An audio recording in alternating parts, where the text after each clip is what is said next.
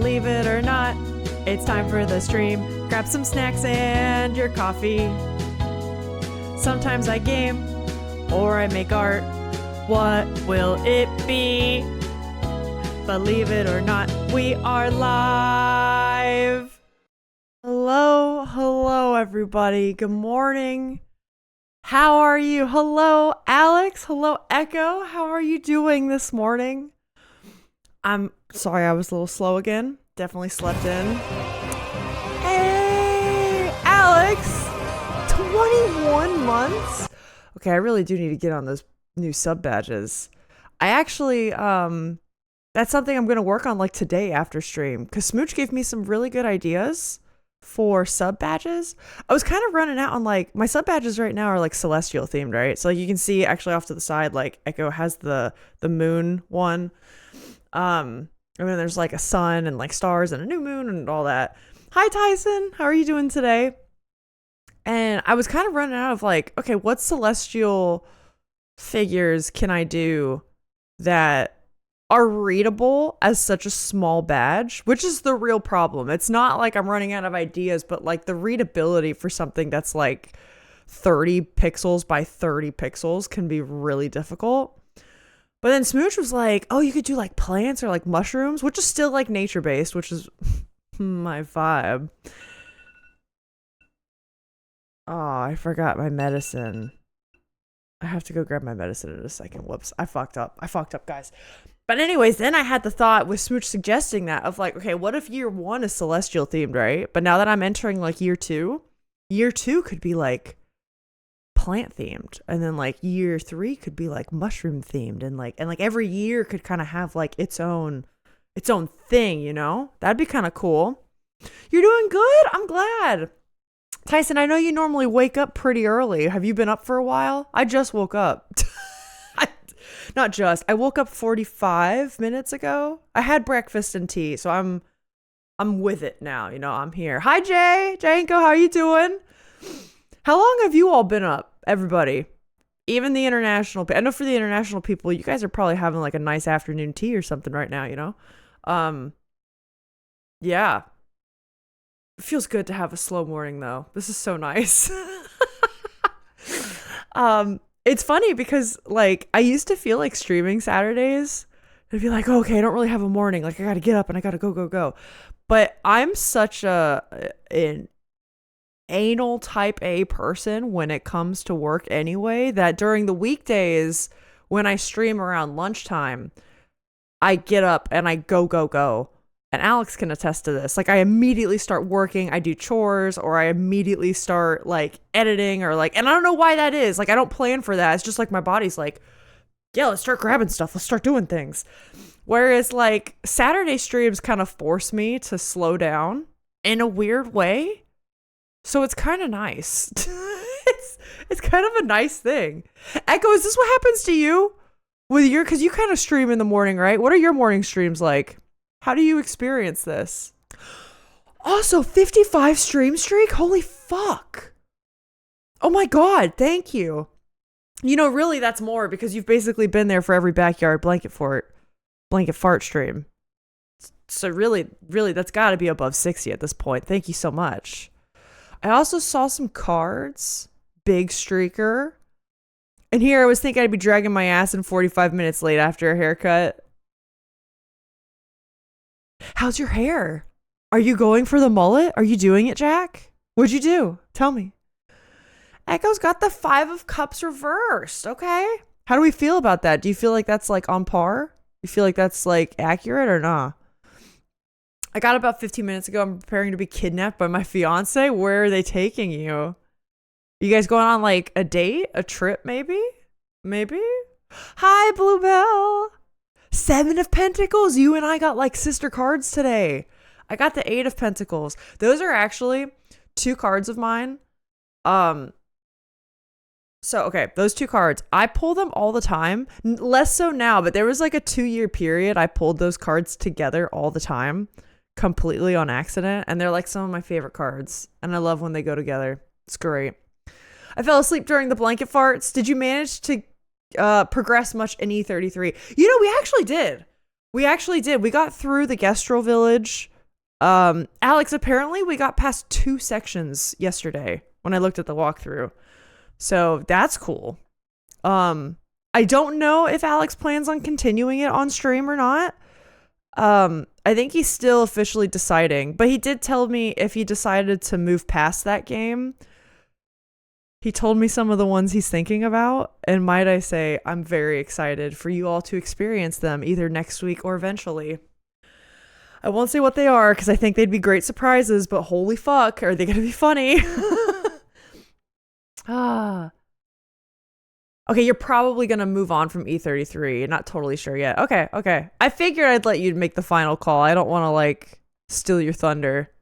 Start saying shit on stream that's not true, but, you know. I did a baby mullet, switched to a middle part. I'm so scared. Jack, I was scared too. I hadn't done a middle part since like the 2nd grade. And then I just embraced it. Okay, with the right haircut. Because you guys saw me try a middle part on stream once. Remember how I had this thing going on? I looked like a Puritan child. Remember that? Yeah.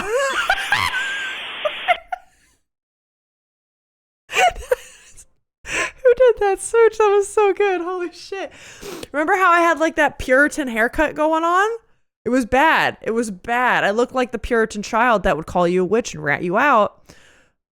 It just takes the right haircut, the right stylist, and you'll get there. I don't have the lengthy, fully pull off of the middle part yet. Just going through the awkward period. My hairstylist did say you have to train your hair for the most part. She was actually shocked that apparently my hair never wanted a side part and always yearned for the middle part. And I just always denied it. So I got very lucky on that front. But she did say normally it takes a couple weeks to like train it and like the memory and such, which totally makes sense. Hi, Isaiah. Yo, welcome in, dude. Good Lord. The nightmare fuel? Absolutely. That's what face scans are for. And you're all gonna love it whenever you get your cryptid calendar. Your time warp cryptid calendar. That's what we'll call it. Hi, Rick. How are you doing? Wait, did you get a card? Okay, you did get a card. I was about to say, what the fuck? 4 of Wands reverse. Smooch, hello. Thank you for the cryptid. Yo, Smooch, we got twin cards. We got sister and twins today. Let's go. The clip creation failed. I'll go back and get that face scan. That was too good for the cryptid calendar. Hello, Kestrel. How are you doing this morning? Hi, Annabelle. Dizzy didn't notify you? I'm so sorry. It's okay. You didn't miss much. It's been pretty chill this morning. We're just kind of yapping. We're hanging. I'm having a slow morning. I think it looks good. I just need to grow it out a bit. I need to get used to hand combing it with both hands instead of one hand left to the left of it. Yeah, okay, Jack, the first week, I kept wanting to go like this, that like side sweep thing I used to do. And I can't just like woof anymore. I know what you mean. Kidnapping for a date. Ooh, have fun today. Are you guys in? You don't have to answer this, obviously, Jay, but what time zone are you in? Are you guys in the Eastern time zone? Are you like in the Canada, North, South America side? Or are you like the other side of the pond? You know what I mean? Sounds like a lunch date, maybe? That'd be kind of nice. Knight of Swords reversed for Kestrel. No one says hi to Ren? Ren sitting next to me? Well, hello, Ren. Everyone's welcome here. Okay, wait, what I miss? Moss is here? Damn, we do have a lot of people here. Welcome in, guys. Jay's got the Knight of Wands reversed. Wait, didn't we just have? We had the Knight of Swords reversed. I was about to say, damn. Thank you guys for the streaks. We got a 20 stream streak from Moss, a 30 stream streak from Rick. Damn. The Dirty 30 indeed. Sigma, hello. Mrs. Sketches, hello. Inner harmony and transition seem on point. I had a major, oh, that's what's wrong with me breakthrough yesterday. Was that like a therapy breakthrough, Rick? That's fantastic though, right? They say naming that sort of stuff is like the first major hurdle, right? I feel like when I go through a breakthrough like that, when I finally make the breakthrough, I stare at it in the face and name it.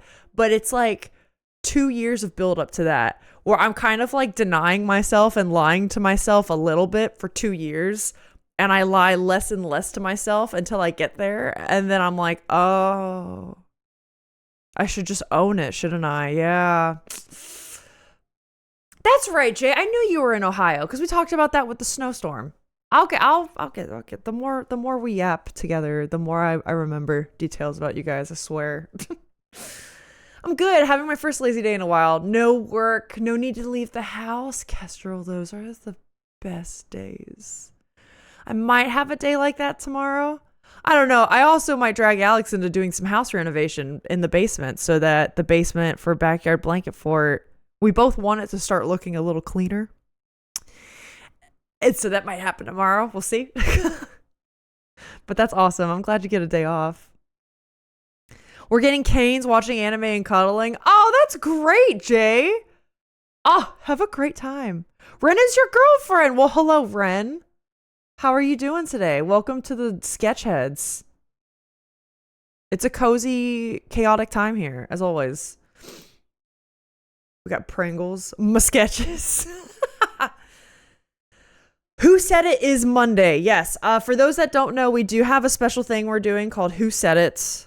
Wait, what does that say? Since the month started over, we technically only have 1/4 stream needed for affiliate. Oh, well, that's okay. We'll go an extra week then. That's fine. 3 more streams. Yes, if you're curious about Who Said It is a game we will be playing on Monday. It is when we actually, if you choose to opt in for it, your messages are saved. Well, they're always saved by the great overlords of Twitch, but they're saved locally on my computer where they will be used for a game where messages are brought up and I have to guess who in the chat actually said it. And it's going to be like a Who Wants to Be a Millionaire style thing where I can like poll the audience. I can ask a friend. There's like lifelines I can use, right? And I see how well I know you all. So if you want to opt in, you can do ! Join Who Said It. If you ever want to leave at any time, because I totally get that and I want to give you all the option to, you know, I'm not just stealing your data. I swear I'm not. You can leave Who Said It. It's going to be a good time. It's going to be a good time. I actually need to work on that a little bit today. Ooh, okay. You got all weekend, Alex. Should be fine. Introduced Ren to my grandmother yesterday, and her question was literally, why are you dating him? Aw, Ren is beautiful. That's so sweet. He's a full-time college student. I'm part-time college and working. Weekends are the only guaranteed time we have together. I got some close friends like that their schedules are, I think I've told you guys about them before. If you were in Backyard Blanket Fort yesterday, it was Kumteka, our friend Brandon, and his wife. So his wife is a bartender who kind of works sometimes even day hours because of the nature of their job. They work at Disney World. So it's not just like a restaurant that serves drinks mostly at night. It's like an all day thing because people are on vacation and living it up in Disney World, even for booze. So she's a bartender at Disney, and then he works more of an IT 9-to-5 job. So their hours like do not line up. They do a really good job, honestly. I feel like still making it work because I know they go out and run errands together sometimes. They do like 1 or 2 D&D campaigns that they both manage to be a part of pretty regularly for like full-time working adults. But yeah, man, they get like 1 weekend day completely together, and I think that's like their sacred time. I totally get it. It's your 5th anniversary? Congrats, guys. Happy anniversary. Oh my God.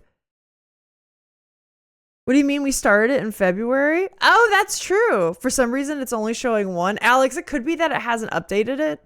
I think sometimes it takes a couple days for Twitch to get that. But that's true. We did start at February 4th. So it should be good. It's more so that I've been reading my nervous system for 10 years by various means. And it's funny that the burnout tried to tell me, dude, stop. And I went right back to old habits after. Really? But I get it now. So healing can begin. So what does healing look like for you? Is that not stopping, or is that like, I'm kind of curious because whenever I get burnt out, my instinct is to also, you know what my problem is, and maybe other people have it like this. My instinct is I never stop. Or like, let me rephrase that. I don't have an in between. I have no compromise. I'm either going full throttle, overdrive, 100%, 110%, never stop working, or I completely stop. I ignore everything. I leave everything to the dust. And both of those probably aren't good, right? So I feel like a middle should be good. Oh my God, that new emote. Alex, if you don't mind, I actually wanted to edit it a bit because I'm just gonna get rid of the background and make it bigger so you can see your face. So I'm gonna do that. But it's fantastic. I'm gonna make it so it's a little easier to read. Mood, Alyssa? I mean, I'm sure, and like I'm sure I'm not the only one that has that problem, right? Because like how many people have you talked to that struggle from that same thing? But I'm curious if Rick has had a breakthrough that can maybe help the class. Or like, I don't know, maybe just relating to that shit, right? I feel like that's so relatable. I said so much fucked up shit, it's going to be interesting. Yeah, for the who said it, all of you have. No one here is innocent. Everyone here is gonna... The skeletons in the closet will be let loose on Monday. Yeah, it's gonna be fun. Thank you for the hydrate. Thank you, Jay.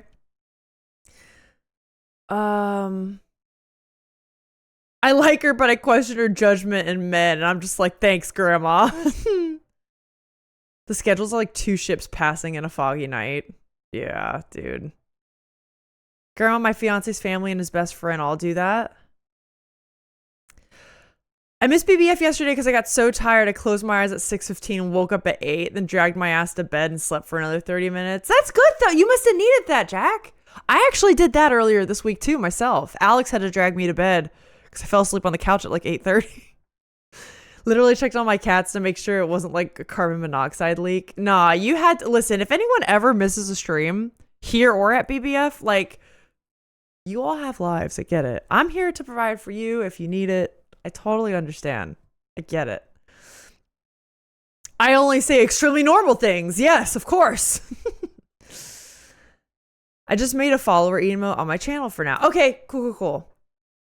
Yeah, I want to edit that, and then I can give you the edited version so that if you prefer it, obviously, it might be a little bit of an easier read because that face is fantastic. Healing is me stopping to do everything in my life to earn love and acceptance. Creates huge pressure on my nervous system. Okay, wait. Let me say that again for me. Healing is me stopping to do everything in my life to earn love and acceptance.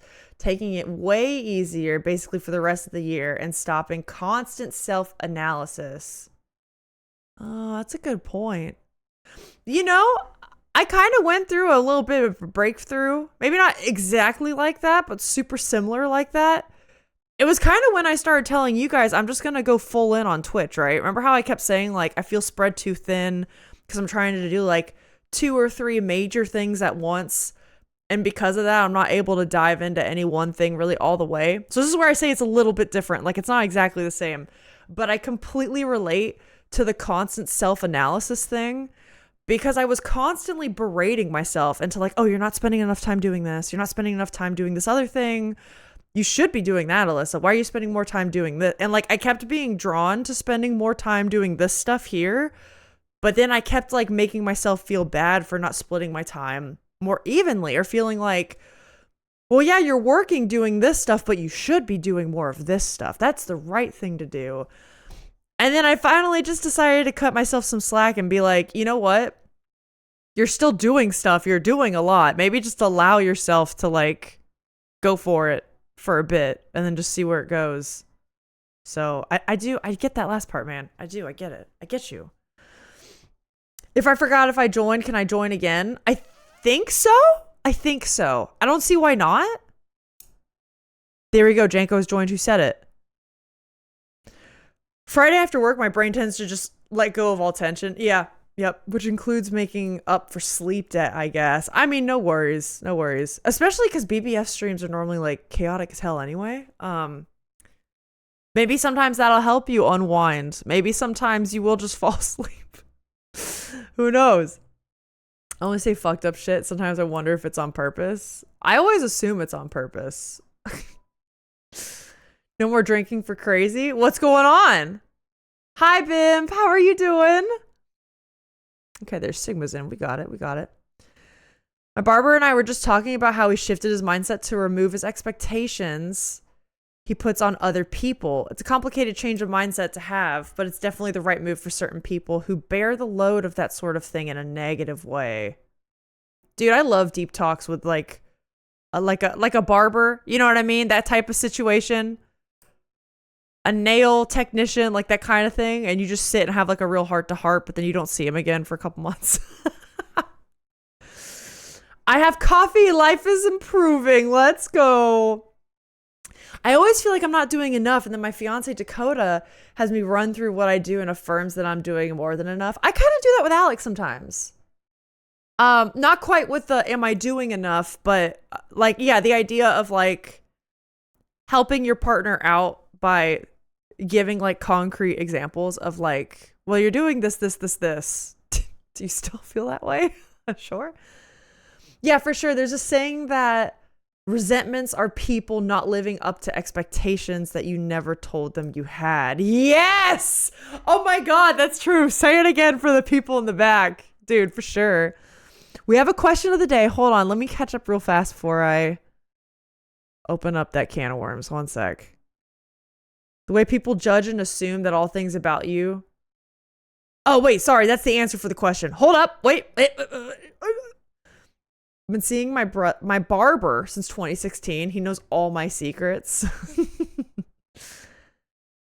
Bimp is fine. Went out to a random bin store, forgot to drink my coffee, came home, still looking at computers. Okay. Forgetting to drink your coffee's a little rough, though. Dang. The only person who knows more about me than my barber is my therapist, but not by much. God. All right, let me see the question of the day. Question of the day, gang. What do you think would be the worst thing about being famous? Oh, that's a good one. I have felt more recently after seeing some, like, I don't know. It's based on really what I see on social media. The side of social media that I do see, right? Because it's all an echo chamber. I think the lack of privacy, right? I do think celebrities basically trade off wealth and I think they trade off two different kinds of comfort. Okay, hear me out. I think they trade off comfort of privacy, physical privacy. In the digital age, none of us are truly private anymore, and that's fine. That's a whole other can of worms. But physical privacy, right? Leaving their house and expecting to not be bothered at all by another person, either by taking pictures or just someone saying hi, like a fan, paparazzi, whatever. They leave behind physical privacy in exchange for they gain comfort of wealth and safety, which also in this era might be worth it. Like that might, you know what I mean? But I would say the lack of physical privacy would kill me. Oh, Smooch says the way people judge and assume things about you. Don't get me started on stalkers, paparazzi. That's true. The judgment would be a lot. I say that as somebody who is trying to become a bit of a public figure on the internet where people could openly judge me. I haven't really gone through that yet, so thank God for that. Yeah. Not yet. Yep, that'd be pretty rough.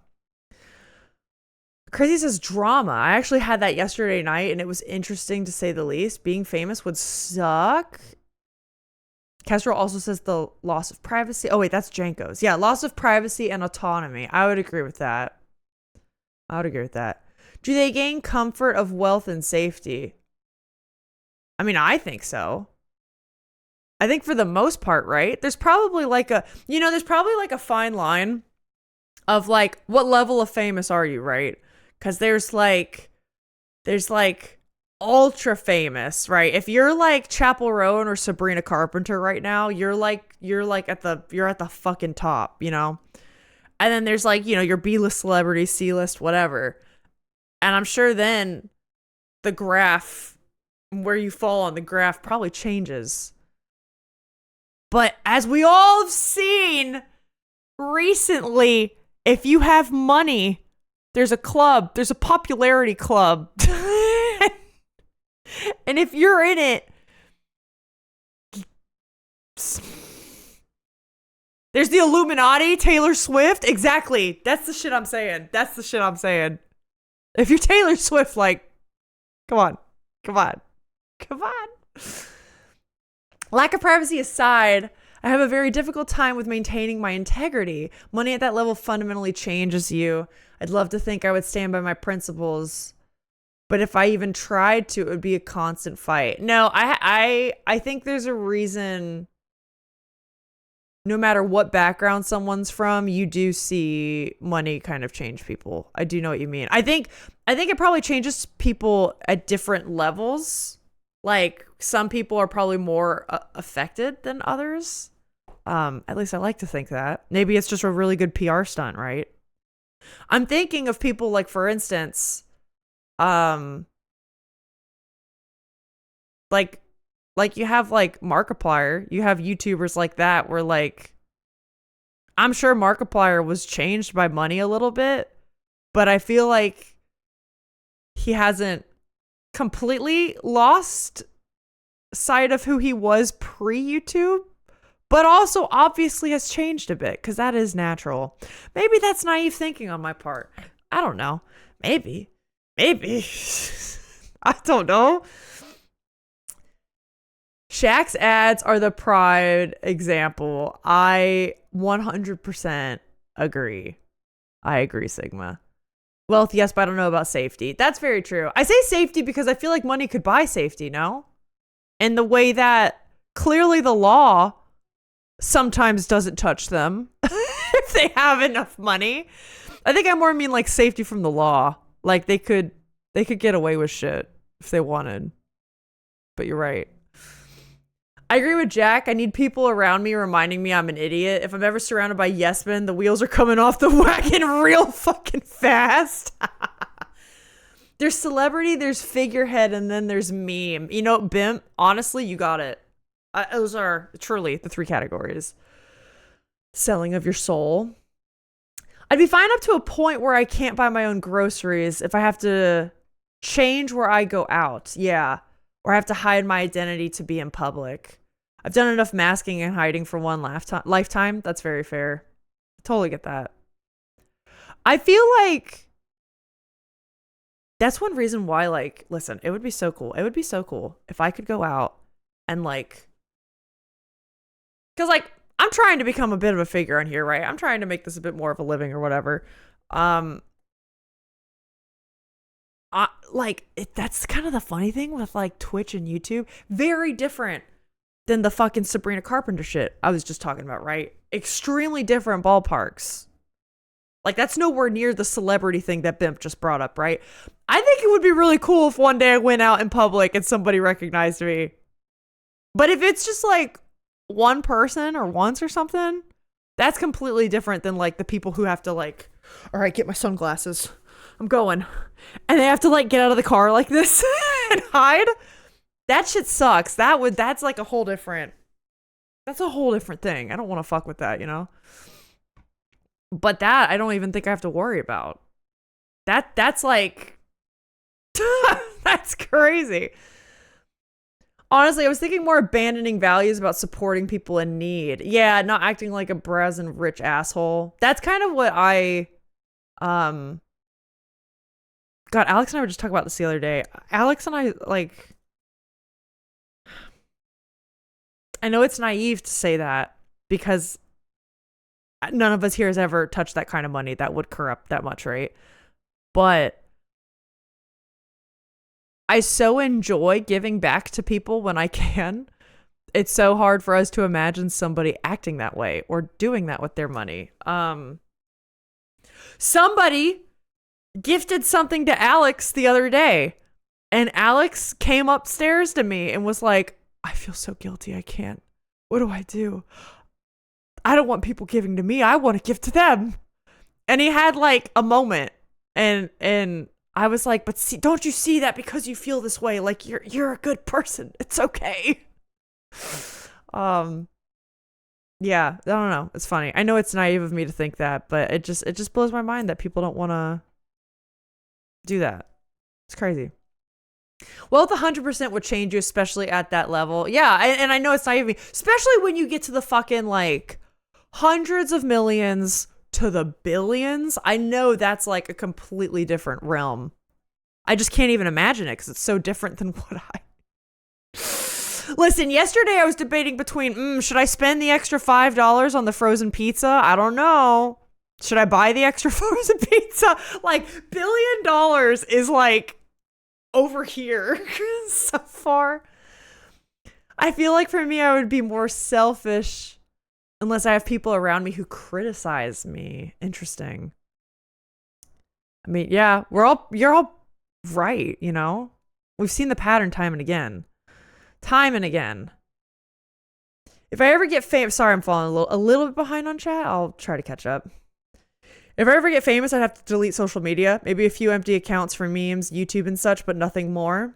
Don't want the hate. More to protect myself. I mean, a lot of people hire other people to handle those accounts for them now. Isn't that something like even Pokimane started doing a while ago? I think that's like pretty common now. Especially celebs. You know celebs have done that for decades. Like, come on, they're not running their own fucking accounts. I want enough money to live comfortably. Me too, crazy. That's all. That's all. I want it so that if someone hits my Subaru, I'm not ready to throw punches over a surprise $500 bill. That'd be fantastic. That'd be fantastic. I'm used to not having enough money. When I have money saved up, I tend to spend it more on others. I question buying myself a $20 shirt. I have no problem spending $100+ on my friends and family. JC, that's so sweet. That's how Alex is, honestly. That's so sweet. Hey, Disney. Hey, the Empress, let's go. Welcome to our talk about what you would hate about being famous. Alex is good people who deserves nice things. I know he is. Like when I do this. Thanks, Moss. Oh, fuck. Yo, Monsters is here. Hey, Monsters, how you doing? Hey, the question of the day is, fuck, what was it even? What would you hate about being famous? And now we're talking about if $1 billion would change you fundamentally as a person or not. How do you feel? How do you feel about this? I tricked Alex into accepting a gift from me. Got some interesting cards. Let's go. Hey, Dim, how are you doing? 7 of Cups is great. Hello, just chatting streamers. Yeah, he hates that shit. He really does. Disney, thank you for the 50 stream streak. That is so huge. Thank you so much. Oh my God. You monster. He deserved it. I've talked to my therapist about this a lot. My dad always taught me, my sister, his moral core. Live your life in service of something greater than yourself. That's so nice. He enlisted in the army right out of high school. Once he could no longer serve, he started working for the DoD. I'm doing that by becoming a teacher. God, you're so good. I caution you as somebody who went into education, whose husband went into education for a while. Please, please don't let people take advantage of you, because people like you that are so kind and giving, I think it's easy for others in the world to see that and be like, yeah, they'll help me out. But God, that's a great way to live. It's awesome. I would hate always being on edge if I wanted to leave my home. That's kind of what we're all saying. I feel like I'm too anxious. Yeah. It turned into a talk about would $1 billion change you, but my thing was definitely like, I feel like you lose that ability to have privacy, which I know is hypocritical in the digital age. Don't at me. It's a different kind of privacy. I don't want people pointing cameras at me all the time, you know? If you get a game gifted, you probs deserve it. It means you're a great friend to them. The game reminded them of you. There you go. A good chunk of my family are teachers too. Oh, you guys do such a service for the community, man. Teachers are so good. Let me know how $1 billion feel when you get there, Alyssa. A billion. You know how much is $1 billion? I'll be lucky if I hit the milli ever. Let's be real. Phil, thank you for 19 months. How are you doing this morning? I am keenly aware of how much $1 billion is, and I know I will not get there. That's our word of the day. But that's very sweet of you. That's very sweet. I have a okay, actually, I'm not even shitting you. Look, I'm one step closer to the milli. One sub at a time, we'll get there to the milli. No, I have an actual this is something I actually put down for my you guys know I'm practicing witch here. Hello. New Year's and Yule is a very special time for me, so I do different rituals to prep for the new year. It's just between Samhain going into the winter solstice, going into New Year. It's a very magical time, and it's probably when I'm most active in my practice, ironically. At least at my altar. I do a lot more like meditative work and that sort of thing there. So, Yule book club mentioned. Oh yeah, we'll get there. I got the book club book right here.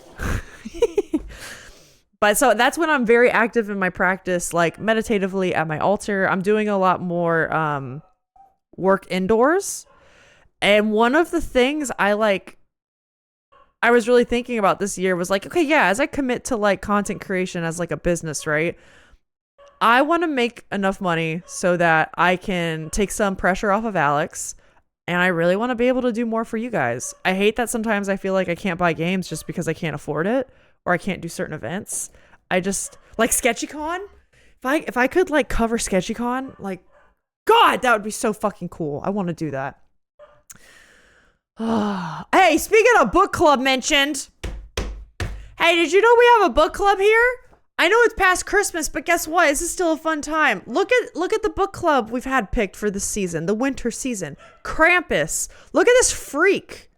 Jump scare. Oh, jump scare. Look at this little freak. You want to read about this guy? And how he fights Santa Claus? That happens in the first chapter. It's not even a spoiler. Crazy. This is actually a really interesting book. In the first bit, you'll be a little bit like, huh. And then it actually really kind of like makes you think. It made me introspective and feel things that I wasn't expecting to feel from a book that looks like this. So if you want to join, there's still time. There's a little less than a month left. I think we're having our discussion on March 4th, as well as voting for the next book club bracket. It's going to be great. Phil also pulled the Empress. Phil, you and your wife are matching today, my dude. It's crazy. Craziness. I'm good trying to wake up. How are you, Alyssa? I'm doing good. It's been a good morning so far. It's always fun yapping with you guys, you know? Oh, is Bimp trying to fix his computer? Oh no, Bimp, how is that? I didn't realize that's what you meant by sitting in front of your computer all day. Fighting your computer to export a video? I tried to gift you Baba's Ulysses, but Steam wouldn't let me. Regional price difference, blah, blah, womp, womp. Oh, that's so nice, Jack. Thanks. Yes, we do have a Discord. If you want to join the book club, we do have a book channel where we discuss books, but also there's a community tab where we can discuss book club things. I also actually wanted to bring up, as you guys know, I did launch a Patreon earlier this week. If you're interested for that link, it is there. One of the things I'm thinking about adding to Patreon, I know the book club bracket is beloved here, and we will always continue that. But you know how I normally pick 8 books that go head to head in a bracket until we pick the book for that season, right? I'm thinking one of the 8 books is now an Alex pick. So Alex gets to pick one of the 8. I'm thinking another one of the 8 books could be a Patreon pick. So Patreon doesn't pick like the book, because I want everyone to be able to participate in the bracket, right? The bracket is sacred to the community and everyone gets it. A PP, if you will. Yes. I think we add a PP to the bracket, the Patreon pick. We get the AP and the PP, right? So I'm thinking about making it so that I don't know if I want it open to all Patreon members. Like, maybe that could be available even to free members. I'm either doing it free levels or the lowest tier. So, like, if you're at the Fool tier, my Patreon tiers are named after tarot cards because that's only fitting. There's the Fool, the Magician, the High Priestess right now. I'm thinking about also making that available to, like, the Fool and higher, or to just everybody who's on Patreon, because you can be a free member. I'm thinking about it. I'm workshopping it. Feeling the vibes for it. So then there would be a PP, and then I would pick the other 6 books in the bracket, and then we would continue the bracket as normal. That's kind of what I'm thinking. We'll see if that happens. Not if that happens. I think it will happen. It's more like how it happens. But I would do that before the next book club bracket. So if you are on Patreon, you will get news of that very soon. I'll put a post there, and we can kind of discuss it over there too, and I can get your ideas, what you guys want. I think what would happen is you guys would give me your book ideas, and then I would put a poll for you on Patreon where then you guys would vote on there which one you'd want, and then I'd include it in the bracket. It's kind of what I'm thinking, but we will see. I hate that stupid regional thing. I do too. Jack, that's very sweet that you were trying to gift that, man. I really appreciate it. Bimp did a system restore that ended up doing nothing. You've been frantically computer shopping, looking for deals. Ain't a billionaire, but I am a deal shopper. Gonna get a bargain on whatever I buy to replace this. Oh, Bimp, I'm so sorry. Sitting in front of my computer? Nah, shopping for computers. Sitting in front of my phone. I'm so sorry. Oh my God. That is the worst. I thought we were gonna have a moment like that with Alex like a couple weeks back, and I was like, we can't. Every time I open Baba Is You, I stare at a puzzle I'm on for 5 minutes, and my brain starts telling me to take a nap. Oh, I've been there. Oh. Okay. My grandma wanted to be an elementary teacher. Didn't have the money to go to college. My mom started off studying elementary education, realized it was the wrong age group. She didn't end up going into education. Both of her little brothers are teachers. The older one teaches high school health. Okay. His wife is high school English. Wow, that is a huge family of teachers. Professor of psychology at a major university. I started in elementary education. Now I'm pursuing K through 12 math license with the goal of teaching middle high school. Yeah, you'll learn real quick. You'll narrow down, especially if you're subbing right now as work, you'll narrow down real quick what age group you want to work with. I learned really quick I was a high school person, like bar none. Hi, Emily. Hello, welcome in. How you doing? We're talking about all kinds of stuff. Book club. How do you feel like you would change if you were given $1 billion? All kinds of stuff here. You're a teacher as well. Emily, we got a lot of teachers in here. Both like, because I think Crazy and Jay are studying to be teachers. If you see Riot at the right is my husband. I call him Alex in chat. I call him Alex, Riot, whatever. We both have our degrees in music education. So, Alex was actually a middle school band director for 5 years. I taught in middle school for an internship, but learned very quickly. I actually, like, education was not a good fit for me for a lot of reasons. I ended up really liking private lessons teaching and performing. So I used like the performance part of my degree. And I taught private lessons for a really long time. And then clinicianed in middle schools and high schools, but that's a whole thing. My opinion would be give a special choice like that to the paid tiers. Free tier, I designate for news and content that you'd make publicly available. That is what I'm leaning towards, I think. But would be copyright stricken from other platforms. Just my take though. No, I was leaning that way. I want to somehow give the members that are free something. So I do think maybe like news and just like some communication, extra communication will be done there. Cause yeah, the membership thing does help me. I want to kind of like reward people for that somehow. But I do think the actual voting's probably going to be for the paid tier, but it will be at the lowest tier. It'll be at the full and higher, I think. To give it that. Finding an age group to work with comes with the experience. I completely agree. Hello, Mitch. Welcome back. I'm with the hockey team. You all say hi. Hello. Yeah, so true. You were a paraeducator, Awkward? Wait, no way. What age group did you teach?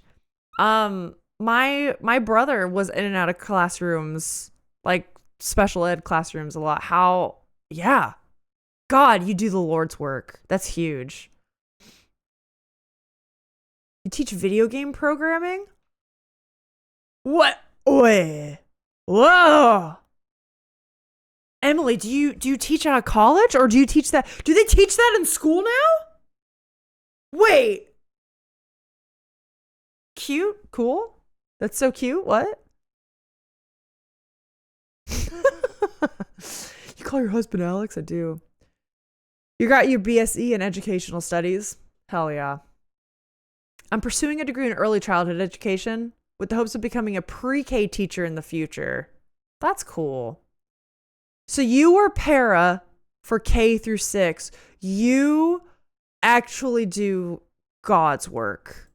You said was, so I'm assuming you don't do that anymore. Was it like, can I ask? Awkward? Was it like a burnout thing? Was it like a maybe I just can't sustain myself in the field sort of thing? Or because I've been there. It was not a good, that field in particular was not a good mental fit for me. Alyssa was not built for that. And I had to stop for myself or I would have died. I think my brain would have sputtered out and not good things would happen to me. And that's okay. It's just because I'm not built for it. And that's fine. I do recognize also the system does take advantage of teachers. That's why I warn everyone aspiring to be a teacher to not let people take advantage of you. It's a very, very difficult field, but I think it's admirable work. Good for you guys. I teach university level without doxing myself. No, totally fair. That is so cool. Shit, that's amazing. You're a legend with just that alone. Yeah, right? We go to a few sessions as a para while in college. Yeah, it was so rewarding but challenging. Yes. Yeah, that's true, Alex. We did have some practicums with that. I forgot. We did do that for a semester. It is very rewarding, but it's just, I know to do that every day, particularly for the pay. Teachers should get paid so much more. Teachers should get paid so much more. I stand by that, but whatever.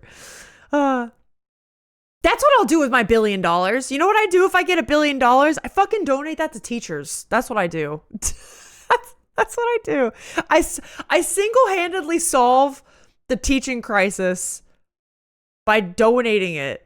And then I'll just keep a little bit so that I'm not worried about my Subaru getting hit anymore. That's what I do. That's what I do with my $1 billion.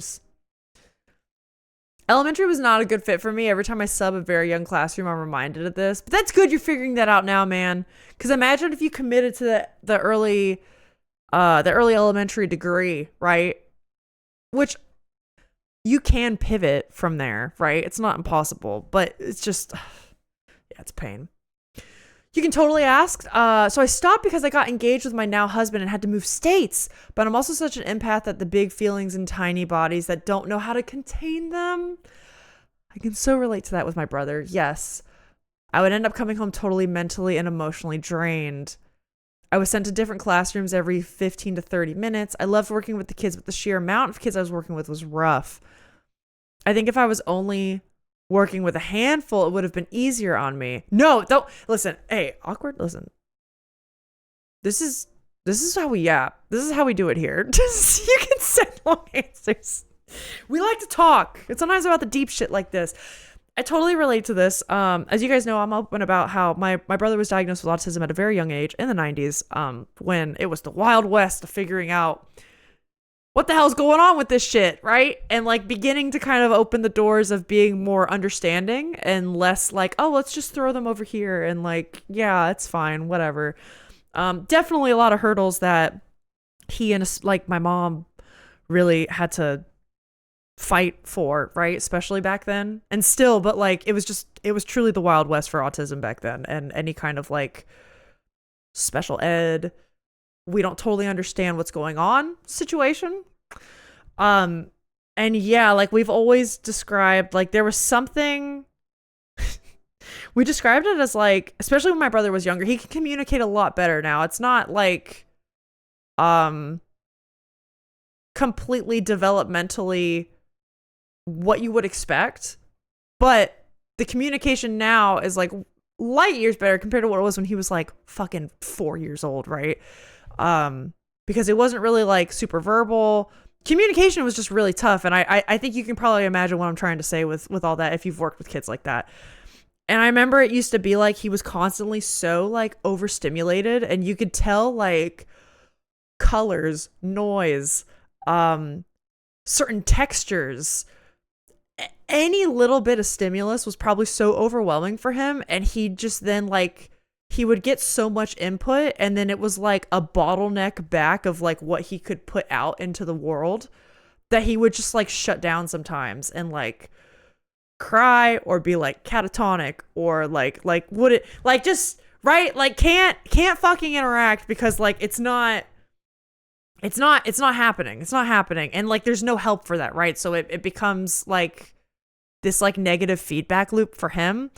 Like I said, that was like when he was like 4 years old. Way better now, like extremely better. But like, yeah, when you're working with kids that age, it's like and then you're switching around and you feel like you can't really like help them out too much. It is emotionally draining. It's a lot. It's a lot. So I completely respect that. I always wondered what it would have been like to go into primary school teaching, which is what I wanted to do when I was younger. All right, wait, Emily, can I ask you? Again, no pressure to answer. But what then brought you to the university level? Because I kind of went through a similar thing where like when I got my music ed degree, I thought I was going to do middle school or high school. Just because for band, I was a band kid, right? For band, that's where you get to like actually work with bands in a band class and like, oh, I'm going to teach you how to play trumpet or flute and we're going to play music and like, right? But then I had a professor reach out to me and said, you know, I think you'd be really good at the collegiate level. Maybe you should do that. And I was like, I don't know. The more I went through my education degree, I realized I think I like working with adults more than I like working with kids. Not even like adults. I think I like, here's what it is. It's the nature of public education. I like working with people who are committed. You know what I mean? If it's an 8-year-old that's committed and wants to learn, I'm fucking there. But a lot of the times kids in public school kind of don't give a shit and they just want to be on their phones. And I still work with kids like that too, but it's like, oh. And in collegiate, you know how collegiate is. Kids like that just fail. The kids that want to be there come to your office hours and see you, right? Or they come to class and they pay attention. Well, we'll get the teachers, Alyssa. They gotta learn. All right, sorry guys, I'm running behind. Let me catch up with you because I'm yapping so much. Most of the way through elementary program before having to switch. Oh, that's good though, Jay. Listen, we're both music educators. Love the kids. They presented unique challenges. Not to burst your bubble, Alyssa, I appreciate the sentiment. The total annual amount of money that goes to teacher salaries now is $750 billion per year. What about in the state of North Carolina? I could do that, maybe, right? Will a billy make a difference in the state I live in? That's a good start. And then when I get 2 billy, we just spread out from there, right? Right? I love looking after kids by the I love looking after by the kids by the horror stories of 30 kids in a classroom put me off. Yes. Class sizes here are far too large because of oversubscription. Okay. Wait, let me see. It's not urgent, so no need to look until post stream. Okay, I will look at that post stream. Thank you though, Jack. I will do that. I worked in video game development for a few years before switching to education because of a back injury. Whoa. Oh, wow. So you were actually in, I mean, that makes sense. If you're in development, you have to know something about it to teach it. What made you wanted to go to education because of a back injury? That's interesting. So is it, okay, I hate to ask this. And again, feel free not to answer. I'm sorry for my ignorance.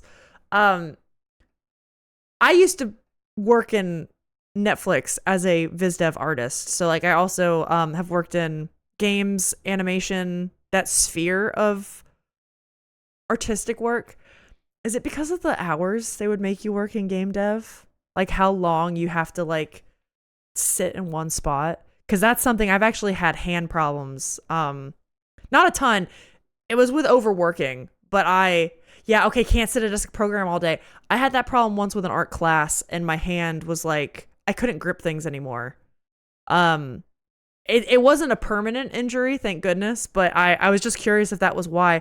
Because that sucks that they work you that hard, man. I hate that. Like, how crazy is it that a back injury means you can't do, like, a sedentary job? Do you know what I mean? That's what I'm saying. That's such bullshit. That's bullshit, but I'm glad you're happy teaching. I'm glad you found a job revolving around your skill set that still provides for you, because that's shitty. That's shitty. That. I'm fine. I don't have any... I'm not mad at the fact that they overwork artists all the time. It's fine. I feel this so hard because I'm a people person, also 4'9" and an empath. I fully understand. Yeah, it can be a lot. It's a really tough job. And the crazy thing is, like, people who are more empathetic are the ones that are drawn to those jobs, right? Because they want to help. The way, like, Jay's family is like a family of teachers, right? Like, they want to give back. They want to do that. And that's why I say it's dangerous with those jobs, because those are the jobs right now with how it is. They like, it'll take advantage of people like that. So it's just like, I warn people to be careful.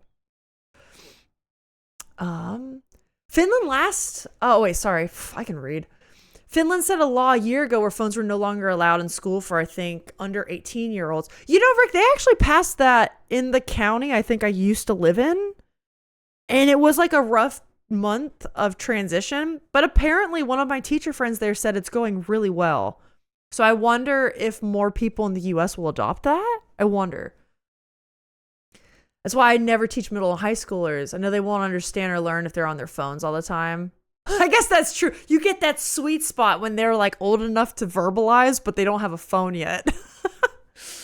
When my game design teacher told us he once had to work overtime for 2 years straight as crunch, I went, yeah, this might not be the career for me.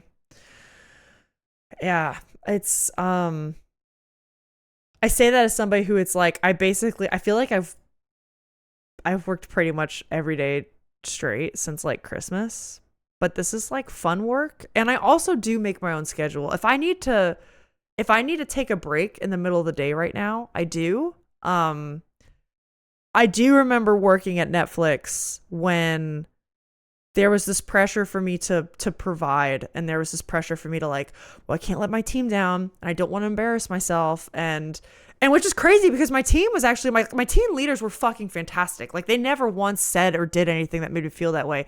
This was entirely Alyssa having a chip on her shoulder, right? Alyssa, the type A girl I am, wanting to like not let people down, and like, I have to do this, and I want to be good at this. I want to be the best at things because I have to be the best at everything I do. It's all that shit I've dealt with my whole life. It was me just like not wanting to fail at this, right? And yeah, it's like, it's different when I'm my own boss now, you know, versus me like committing to this thing that's bigger than me, this team, this show, this corporation. It's different. And I'm sure game development is maybe a bit of the same, especially if you're developing a solo game, right? It is pretty crazy. Sometimes you just have to give up on your dreams before you find something better. Yeah.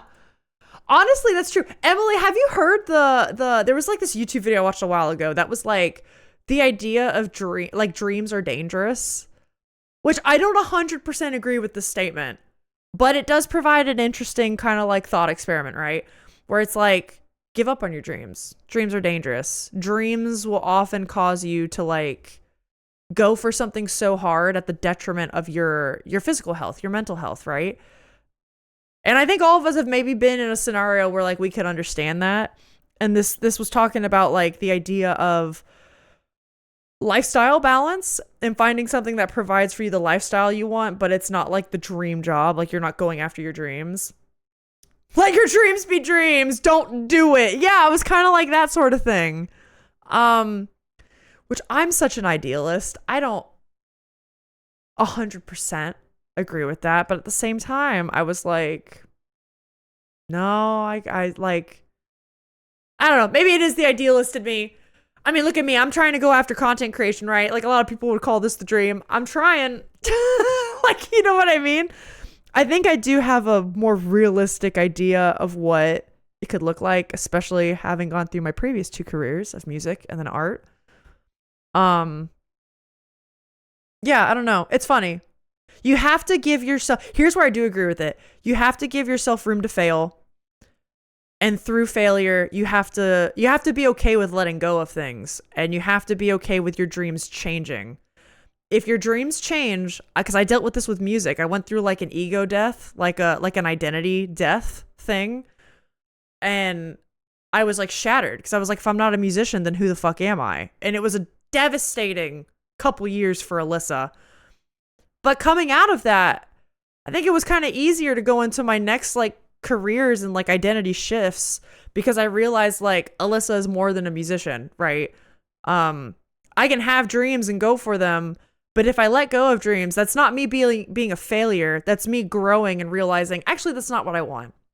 And saying you want something else is different than you being a failure. That's what I learned. That's what we learned. Anyways, let me catch up on this. It seems like a dangerous policy in the country with this many school shootings. That is an excellent point.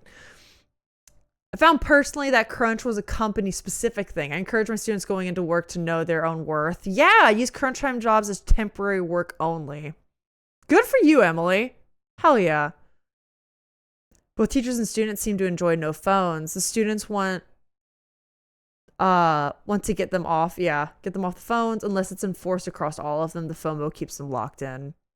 So without doxing myself, I work in the paranormal sphere. And wait, really? It's something I would have never imagined doing, but I randomly found it. Wait, awkward? We have to talk about this? Paranormal sphere. Here's the thing we have to talk about. I'm a practicing witch, and I feel like my spiritual beliefs, I'm just very interested to hear some stories about this. I'm very open about my practice. You also practice? Shut the fuck up! What do you do? We have practitioners in chat. I would describe myself as a death witch, but realistically, my practice is a little eclectic, which I feel like a lot of people's are. But shut up! No way! That's so cool. I heard dreams and thought you meant like sleeping dreams. No, yeah, goal dreams. Just stop dreaming. It's a hard balance because you should always be pursuing things that are good for you. Yep. I get it too. I'm a hardcore dreamer, but I also crashed out at 30. Yeah, I saw someone say, yep, gifted kid burnout too. Yep. Another thing a lot of people have these days is a lot of dreams, which with how connected we are, we're so aware of so many different career paths. Honestly, that's something the internet has helped out with. When I was a kid, I did art all the time. And I think if I had some of the knowledge I had to, because I didn't think about people making animation as artists, as like people, I know that sounds dumb because they have behind the scenes footage and stuff. I just didn't think about that. I didn't think about how I could learn to do that, how that was feasible, how one could get a job like that. Where does one find jobs like that? I was just this girl in suburban Florida. Like, it wasn't until after I graduated college when I started looking this stuff up because people make YouTube videos about it now, right? The people who work in the industry will be like, here's a day in the life in my job, or here's a speed paint, or here's me answering questions about my job. And then I realized like, oh, this is doable. That is something the internet is, I'm so grateful for. And as much as social media has done damage, I feel like to humanity, I also feel like it's it can be a boon for people if they use it the right way. It was the great trade-off. I agree they're dangerous dreams. It doesn't mean you can't do it. It just means you do it with caution, yes, and the full understanding and acceptance that it will hurt you in some way. The more you engage with the more you engage with them in a toxic way. Yes, I completely agree, Kestrel. That's where you have to be okay with letting things go and like surrendering it if you need to. Because if it keeps a hold on you, yeah, it does become too toxic. Dude, I'm there. It's so hard right now. My best friend and I just did a reading the other day because I feel like I don't have a goal, a dream, a purpose. What am I doing with my hands? Really? Oh, man. Okay, that's interesting. I feel it's awkward. I've been there for the last 2 years. I feel like I've only recently developed purpose. And when I say that, like, not even purpose, direction. And this is like a 2-3 month old thing. It's in the infant phases. But I so feel for that. Let me know when you find it, man. The witches have entered the chat, reporting for coven duty. Let's go. Hi, Cindy. How are you? I agree. Sometimes the story you're telling yourself doesn't fit your reality. Yeah, Emily, you're very well-spoken and articulate. That's an exceptional way to put it. To avoid living in denial or becoming depressed, you need to find a new story. Yes! Yeah! I got 2 mouths there. That was great. Fantastic. Oh, sorry, Cindy. That awareness can also be bad. I'm so overwhelmed by the possibilities that I can't pick one. I think the aspirations have been co-opted by hustle culture, can truly become toxic. Being comfortable where you're at, being seen as lazy or a loser. Yep. Yeah. That's one reason I love this whole, like, let's also celebrate a slow lifestyle, right? If people want to live a slow lifestyle, let them do it. That's one reason why, like, as much as sometimes I like our Discord server, I love how active it is and I try to be active in it. But you guys know I also tend to look at it in like batch sittings because I have to be like unplugged a bit for my own sake, because I do like to do the slow living thing as much as I can, even though I do work all the time. When I can sit outside with my cup of tea and just have the wind in my hair and read a book, I want to do that. And that's good for people. Direction is a much better word. Yeah, I totally get that. Dude, I hope I find it. You feel like you got any leads for direction, or are you still kind of like... Because that was my problem. That's kind of what I was referring to earlier in the stream, where it was like, I feel like I had leads where I was like, okay, there's the content creation for like Twitch stuff and games. I was trying to do like art for YouTube and stuff. I was doing like home renovation, vlog stuff. And ironically, all 3 of those things are things I am going to get to. They're things I want to do and plan on doing and will. But sometimes it's also like a time thing. This is another element to it, right? Maybe your dreams... you want to go for them, but maybe the time isn't quite lining up the way it should, right? I found myself drawn to doing what I'm doing now. I want to put more time into it. And I was just like, I'm going to give myself permission to. Let's go all in. I will always be an artist. Just because I don't do art all the time now doesn't mean I'm not. And I still do it, ironically, occasionally for like graphic design, branding, I sketch every once in a while still, so it's not like I'm not even doing it, but I'm confident art will come back in the future. I have plans for it. And just because you're not doing it now doesn't mean, I don't know, it's gone forever. Off topic, sorry. When you said puzzle in the title, you're doing crosswords or a puzzle game? I do have crosswords pulled up. We have been yapping for quite a while. We'll get to that very soon. But I was fully intending to do crossword puzzles, yes. Because we've had such good convo. Got a bit of a grief day, but you're doing all right? Oh, okay. I hope you're doing well, Cindy. Maybe we can provide a bit of distraction. I have no idea, man. I feel like I have too many options and I'm just floating in a body of water, not making any progress. Oh my God, I've been there. I've so been there. Well, I mean, maybe give it time, you know? And then the answer will come to you. If you're like me, it takes a lot of time. I kind of lie to myself for like a year or two, as I said earlier, and then And then I don't know. It's a slow evolution. It's always a slow evolution. Takes time. And then it's like, actually, yeah, the answer is there. It's been slowly dawning on me. Hello, is it Jim? Welcome it. Life is a circle. No point in finding a direction.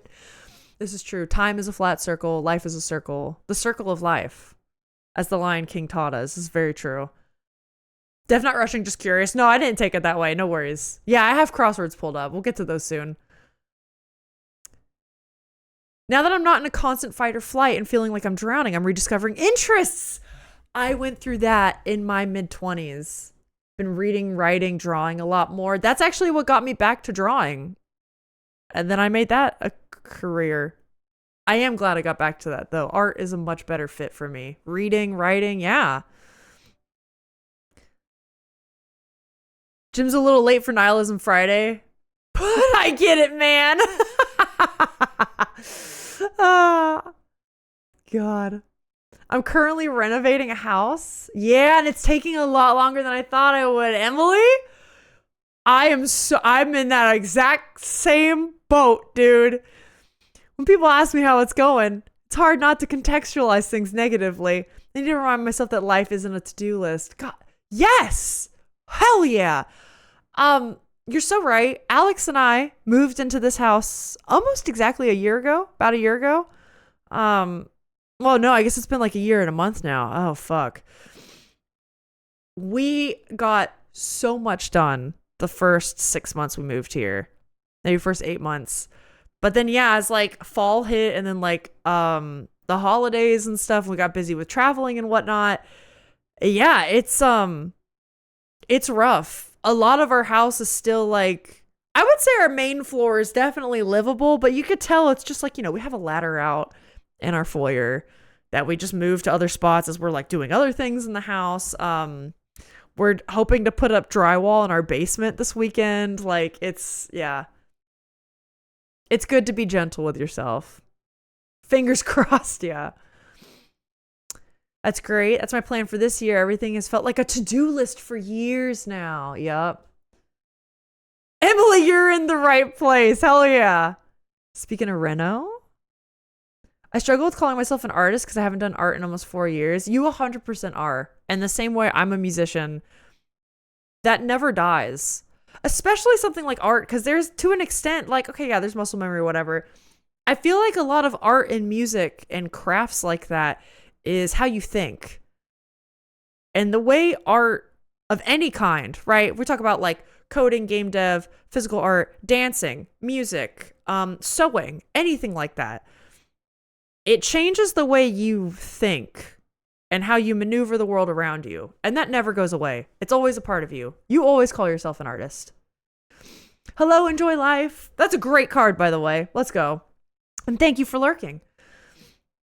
More lawyer stuff coming this week. Brings us closer to moving the house into Phil's name and we can get a home equity loan. That's actually fantastic. Alex and I have used a home equity loan before. That's fantastic. Also, ads are coming. Watch out. Sorry.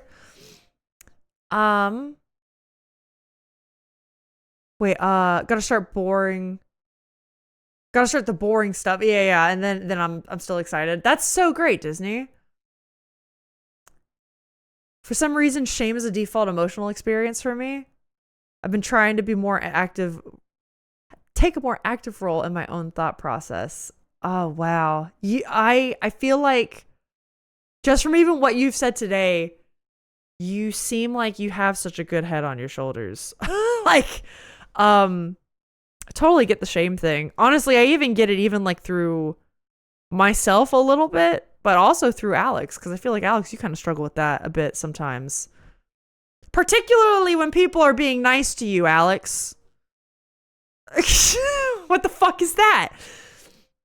But no, that's good. It definitely seems like you're doing the right stuff, Emily. I disconnected some lights when installing a new range microwave. The cables have been hanging there for a year, but tomorrow the lights will be reconnected. Hell yeah. Jack, we have the same thing in our kitchen. We put lights under our cabinets. There's one cabinet that's a little jank, and we just never fixed it. Gotta do that. It's really fun to hear revelations from people about themselves, especially from people who've been in therapy for a hot minute. I'm 24. I've been in one form of therapy or another since I was 9. Also, Janko, like, okay, not to make, I never say this to make people sound or feel like, oh, you're not a real adult. But this is a real thing. It's more like I'm warning you because you're on the cusp of something great. Has everyone here heard the whole, like, your brain's not fully developed until 26? And it's like the prefrontal cortex, like, it's got to grow in. And then suddenly things get better. I will say the mid-20s are so revolutionary because that's fucking true, okay? The mid-20s are when you're like in a free fall and you're figuring things out. I was rediscovering, like how you're saying you're rediscovering things that you used to love. I went through that same shit. It's why I decided to go into art as a bit of a career, and I don't regret it. Art is still so foundational, and I love it, and it's good for my brain. There's a reason I was attracted to that as a child, right? Same thing with gaming. Like, gaming, did this as a kid. I did everything I do for streaming, and so I did as a kid, got away from it in like high school and college, and then I went back to it in my mid-20s. Now I'm so happy to be back to it. And part of what I remember made this all click together, it was like crazy discourse. And then I hit like 25 or 26 and I felt better. And I like knew which way to move going forward. There was still a lot of growing pains because then it's like the world around you still likes to kick your teeth in a little bit. Do you know what I mean? But you on the inside, you're like, I know what I must do now. And it feels a lot better. It do. So it'll get better.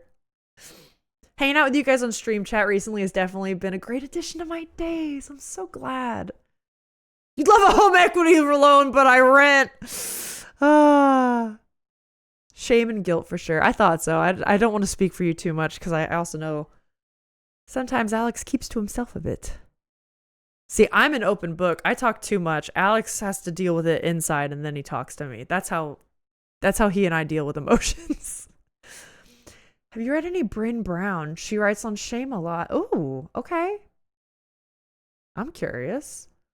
Get that one too. People being nice gives me the ick. It's a problem. Sorry guys, I'm behind. I'll catch up. Hold on. I was having a real bad time this year after getting rejected by someone I thought was my special person. Oh, that does. Okay, Emily, that's so fucking rough. I totally get that. Holy shit, that is rough. Good luck. Oh my God. I've been there. I know, when your trust is shattered like that and you feel like you don't know who to trust or what, or like what, I thought this was a safe place. Like, what do I do now? God, I'm sorry. I feel for that. That's exactly it. It's like under cabinet lights. Yeah, that light up the kitchen sink. We've done that, Jack, and left one of them hanging, dude. Plug back into the other. Just put them out of sight, out of mind all this time. We did that. Yeah. You remind yourself of that all the time, Jay? Good. Because I'm not trying to say like, oh, you little baby, like you're so young. More like it's about to get easier a bit. It will. I don't have rejection sensitivity. I have acceptance sensitivity. That sounds like Alex. Too true. If you've entrenched yourself in something you love, it's burned into your soul. For example, for those who don't know, I work at a creative reuse center. And now before I throw almost anything away, I think, could I reuse this to make something new? Would someone else create from this? Yes. Any kind of thing like that. It changes how you think. And that's like the core of it. Thanks, Moss. Exposure therapy. Hey, Emily, thank you so much for the follow. Yo, we hit 390. Let's fucking go. Apparently. Hell yeah. I've never been to therapy. I've always wondered if it would be beneficial. Honestly, I never have either, but I've kind of been interested to try. Even just for like, because it's funny. It's like right now I feel like I'm doing good and it's like the whole, oh, maybe I don't really need it. But at the same time, like there's something to be said for like maintenance. And chances are there's probably stuff buried that maybe in this moment, maybe in these couple days, I feel really good. But yeah, everyone's got ups and downs. I mean, even just a couple days ago, I was having a little bit of a bad brain day that probably stems from something deeper that I could talk to someone about. Alas, again, it's the whole, I don't really think I can afford that right now. That's okay. I'm definitely not in dire need. You know what I mean? I'm not at a point where I'm like, oh, fuck, I need this. The big thing we want to do is the roof because it's old. That's a big one, yeah. And of course, pay off the electric bill we got last year. Hoping to do the fun thing. I can change our ugly sliding door into French doors. If you get that done, you gotta send pics, dude. I mean, send pics of all of it, but the French doors do be... It's good. It's good shit. I rarely feel like an adult. My mom's 53. Doesn't always feel like an adult. I mean, we're all faking it till we make it. 72 grandma doesn't feel like an adult. It is a facade. I literally always say adults are just faking it till they make it. Yeah. I don't think anyone ever feels ready for anything. We just kind of step forward and always try our best, you know? But isn't that kind of nice to know that everyone's just kind of faking it together? It's not like you're on the outs trying your best. It's like everyone's in the same boat. And it makes you more compassionate. And hopefully others more compassionate too. But as long as you're doing your thing, that's good. Janko's about to be kidnapped, but have a good kidnapping. It sounds like a date kidnapping. Thank you. Have a great time. Enjoy yourself. And hello, enjoy life. Welcome back. Should you ever make your way to having therapy oh wait, I can read this. If your therapy experience ends up going like it went for me and continues to go, you'll find it beneficial in ways you didn't expect. That's kind of what I think would happen to me, honestly. Like, yeah, I feel like I don't need it right now, but like, everyone's got their skeletons in their closet. Everyone has gone through experiences that they've processed differently in ways that they can't articulate or even categorize, that a therapist probably would be able to help you with. And you know what I mean? Like, everyone's got shit somewhere. The plan is coming together. Yes. The cards are calling you out today. Was that card calling you out? Sometimes the cards do that. I'll def post pics on the door because they're so hideous that changing it will be major. Also, the dog door we got there legit just broke. Oh, wow. That's kind of crazy timing. Hello, Paula. Welcome in. Welcome in. How are you doing? Gang, we can keep up the yap trains, but how do you say so that I'm not lying and I'm not a dirty liar? We begin maybe doing some crosswords. We'll just do some cheeky little... I should change my category. Can't be a dirty liar. Not here. Come on. Yeah, we can definitely keep yapping though. This was really nice. This was a really nice conversation. I hope you guys enjoyed it as much as I did. Fuck. There we go. Let's do the Wednesday one. Let's do the Wednesday one. What am I doing? Here we go. Just because the Wednesday one's a little bit shorter. Yeah. Yeah. I was about to say, we're gonna do puzzles. I know, right? We're just yapping away. But this has been really nice. I like these yaps. I love being a calligrapher and can't make a straight line. Are you actually? Do you know how to do that, like, legit? I feel like I always just fake it in my bullet journal, you know? I just try my best. I just got a haircut. My first fat tattoo in the same week. My friends think I'm having a breakdown. No, Jack's right. It sounds like you're just being cool as hell. Emily, how was the tattoo experience? Because I want to get my first tattoo at some point. I don't know when. I don't know how. I'm still honestly trying to find an artist because I'm so picky about tattoo artists. Like, I really want to be 100% happy with their portfolio, right? Don't want to take chances. But I want one so bad. I'm also a little afraid of how much it'll hurt because I'm a little bit of a bitch. But that's okay. I'm making a sign at work trying to do something. Not a good one. No, that's cool though. Can we do that community puzzle thing while we yap? Community puzzle? Wait, what community puzzle? Tell me, because we'll do it. Because the yapping's great. We don't have to do crosswords if we don't want. It's a Japanese style dragon on my arm. Oh, Emily! Okay, listen, no pressure because I know you're so new here. So, like, seriously, no pressure. Don't. If you even just want to lurk, like, you can. We do have a Discord. And if you want to post the tattoo in the Discord, we have a lot of tattoo lovers here. But also, no pressure. Don't fucking worry about it. It was less painful than you thought it was going to be. Okay, cool. That's nice. Have fountain pens, you do your best.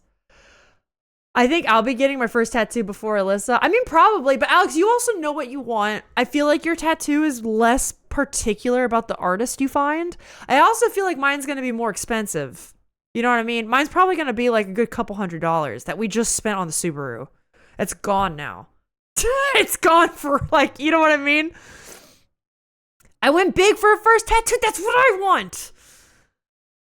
Friday the 13th next week, got an impulse cheapy flash tattoo to start the addiction. But I'm so Echo. I'm so particular about what I want. You know what I mean? A lot of times flash tattoos don't do it for me. It's got to be so specific, man. I don't know.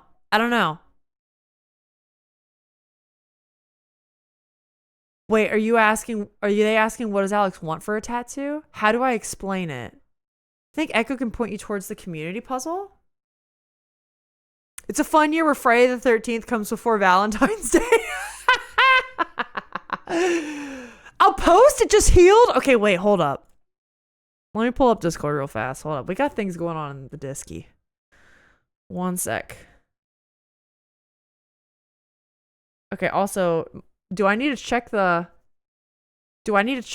mod thing? Hi, Hal. Welcome in. How are you? I think it's bad because she's going over where it's already tattooed. Okay. Post it in the mod chat. Let me see that. Oh, shit. This is cool. Okay, yeah, let's do this. Hold up. This is better. Let me change it off crosswords. Fuck, that's funny. Okay, there's a community puzzle thing we're gonna try. I'm gonna let you guys pick. What do we do? Hold up. Okay, so here we are.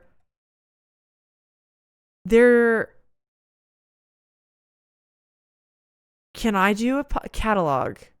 Does this mean this is how many people are in there? I want everyone to join.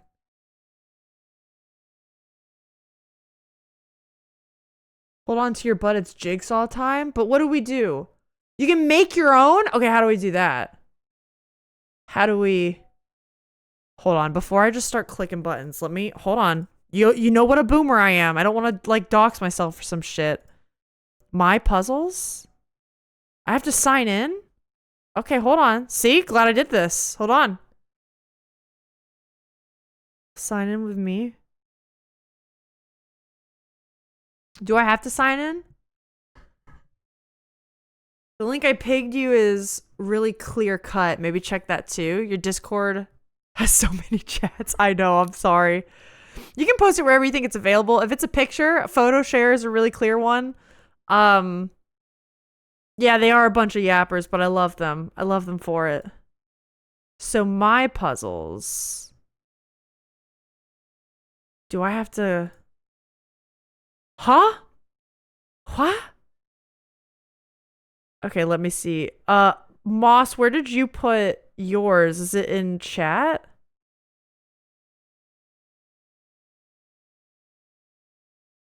Huh? Echo's setting it up for you. Thank you. I'm such a boomer. Hi, guys. Jesus Christ. Anyways, tattoos. Oh, Emily, are you getting your tattoo filled in with color now? Oh, that's why she's going back over it. That's a lot. I pinged you in games. Emily tagged you in Discord. Okay, let's see that.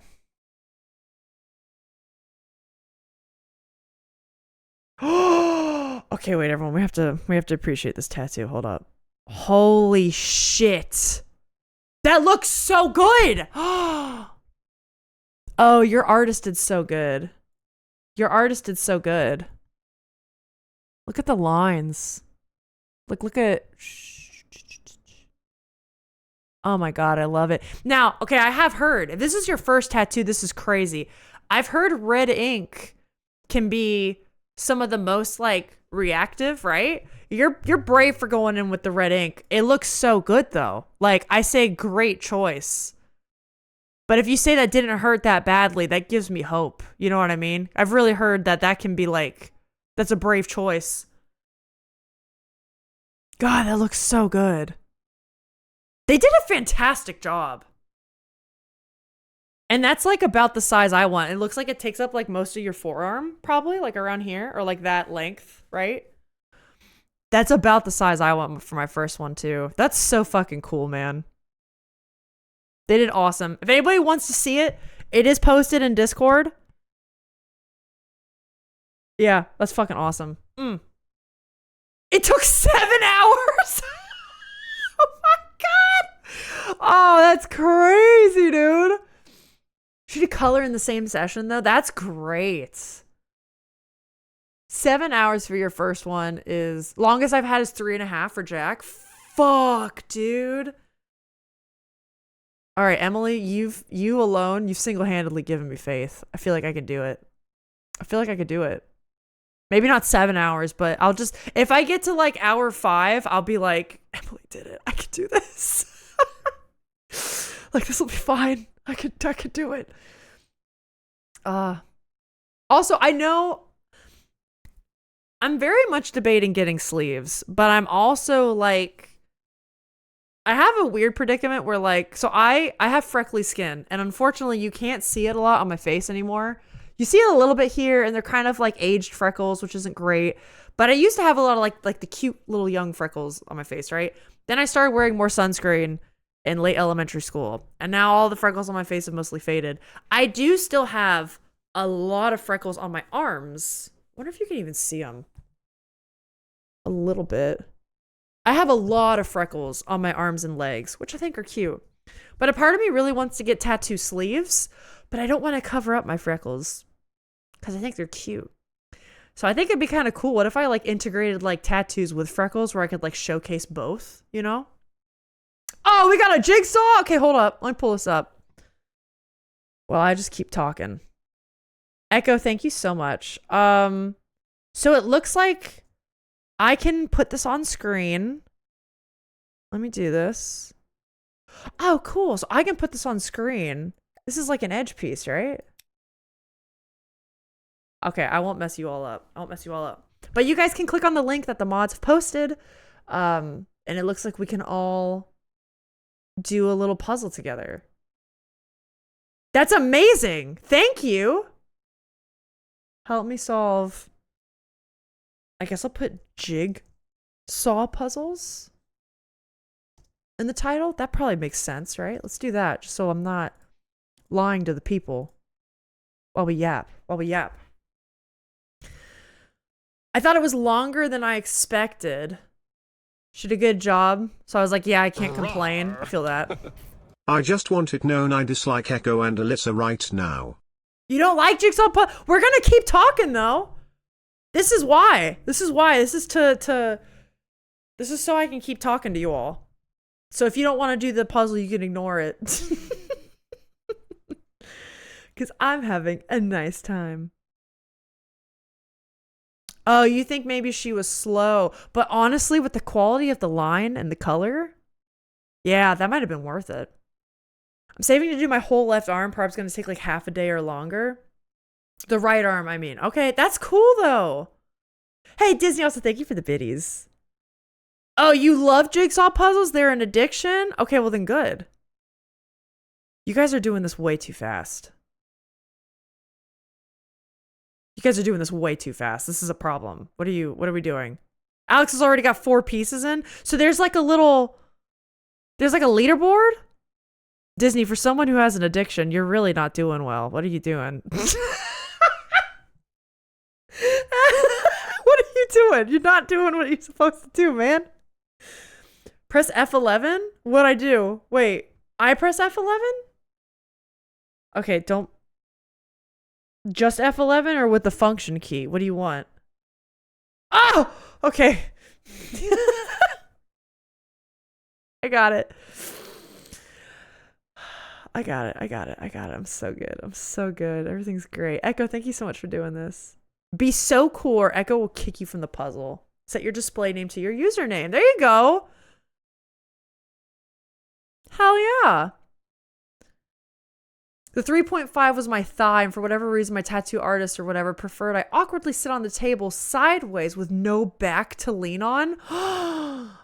It was even more challenging.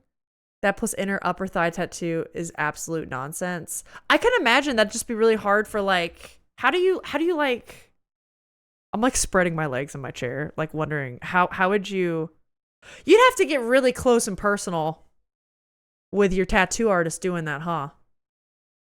I look so much older than I am because of all the wrinkles. Really? I feel like some days I look a lot older than I am. That's happened more since I hit like age 29. When I hit age 29, I was like, oh no. But I also try to remind myself that aging is a privilege and it's a beautiful thing to get to do that. But I do also understand. Sometimes I do this thing where like, whenever I bug my eyes up, my eyebrows go up and I get like a little bit of a forehead wrinkle, but it's not a lot. But then when my eyebrows come back down, you'll see like a little bit of a remnant of one. And I hate that. But I've had that since I was like a teenager. So I don't know. Like I had that since high school. I don't know what the fuck that is. And it's even funnier because when I bug my eyes, I can't really like lift my eyelids. Like this is it.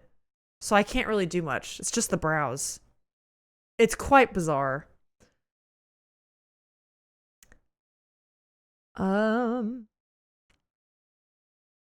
You were worried it would shut down your PC. I'm always worried about like doxing myself. And admittedly, I know a lot less about computers than I should for someone who streams on the internet, but that's okay. Yeah, you guys are doing great. I wonder what this is a picture of. I could try to guess. Don't tell me. No one tell me. I want to know. I want to figure it out. I've heard that different parts of your bodies are much worse for pain. For tattoos, I've heard that as well. Don't they say the arm is a good place to start? And like the knees and the shins are like the worst, right? Obviously people with tattoos could pipe up. I don't know shit about it. Thankfully that portion was only like 1/6 the tattoo, but boy did it feel worse. That's true. Yeah, it would feel like much more. You're half Asian, supposed to have great skin. I gotta say, listen, Emily, the Korean skin routine, I have been so interested in like, I actually have a couple of Korean skin products and when I use them, I am like, this feels really good. And I wonder if I use Korean skin product, I'm like, is this gonna help me? Or is part of it just genetics and I'm like fucked anyway? Especially because I'm so goddamn pale, right? I'm so pale, any amount of sun is just gonna like take me out. Do you know what I mean? I got skin cancer on like 80% of my family. I'm fucked. You know, like it's the only ones who don't are the Italians. And like, let's be real, I don't look like my Italian family. I'm donezo. This is why I need sunscreen. My job is pretty specific. I also worry about doxing myself. It's why I constantly go back to my just chatting screen. You know, it's better to be safe than sorry. You don't trust me? No, Alex, I don't know. I never used the function keys. So I actually didn't know where the FN key was on my keyboard. I just don't use them at all. We can all stop for a cup of tea. Dude, a cup of tea sounds good. Maybe I will grab a cup of tea while I yap with y'all. This is so great. I don't even have to do anything. Look at you guys. Look at you guys go. Wow. Do we think I should change the category? Do you think we should? I mean, I am just chatting. Should we change it to Jigsaw? I feel like maybe we just leave it. Because I am just like, I'm like. Yeah, I think I am going to leave it and just chatting. Because this is great. I have one very simple tattoo, but I did get it on what's reportedly one of the most painful parts of the body. It's full black thick. Oh! Ah! Oh. That's not bad. So I have to click every once in a while. Okay, I'll do that. That's fine. It's like when you work your work from home job at a corpo and you got to do the, that's fine. Anyways, Moss has got reportedly a painful part tattoo, full black, thick ink right below my collarbone. That is rough. Hi, Hex Lord. How are you doing? How are you doing this morning? By the way, I just joined the puzzle immediately. Excellent. This is open to everybody. We're just doing chill puzzle time. I didn't know this was a thing, so thank you, mods, for recommending me this. Okay, wait, Cindy, did you make cinnamon rolls? Like, you made them fresh, like homemade ones? Because cinnamon rolls are my favorite thing in the entire world. I think cinnamon rolls break definitely my top 3 favorite foods. I think they might be my favorite. Wait, scratch and vegan? With cream cheese vanilla frosting? Okay, cream cheese vanilla frosting. It has to have the cream cheese in it or else it's not the same. Do you perhaps have a recipe? Because I'm extremely interested. I've been wanting a homemade cinnamon roll recipe and I failed to find one. That's amazing. Bro, you'd love my tattoo though. I mean, Moss, we would also love to see the tattoo. Again, no pressure for anybody, but if anyone has tattoos, please drop them. It'd be fantastic. Stop harassing me, Alex. My artist said I handled it better than most of the big tough men ever did. Let's go. Let's go. I think you have to be somewhat active. Okay, so you're saying I can't completely ignore the puzzle. That's fine. Alex, how can you be a menace to society if I'm the menace to society? You know what I mean? I will send it to you later. Thank you. I can't be the only one that's interested in cinnamon rolls here, right? There has to be others. But that's easily cinnamon rolls and a good hot cup of tea is like, I've said this before, I ask for that for my birthday a lot of the time. I ask for that instead of cake sometimes. Because I just love it so much. I love this time of year too because I especially equate cinnamon rolls with the fall. A cinnamon roll is a great fall treat, but there's lots of good fall treats, right? Because you also have then like the pumpkin spice and you have like the apple desserts and the caramel desserts. But then there's a special time of year after Christmas, right? You get through like January and then February through like the in bulk season, right? Getting into like the late winter, you can feel spring coming in. That is like peak time for me for cinnamon desserts. It's why I made like my honey cream pie last week, which is gone now, by the way.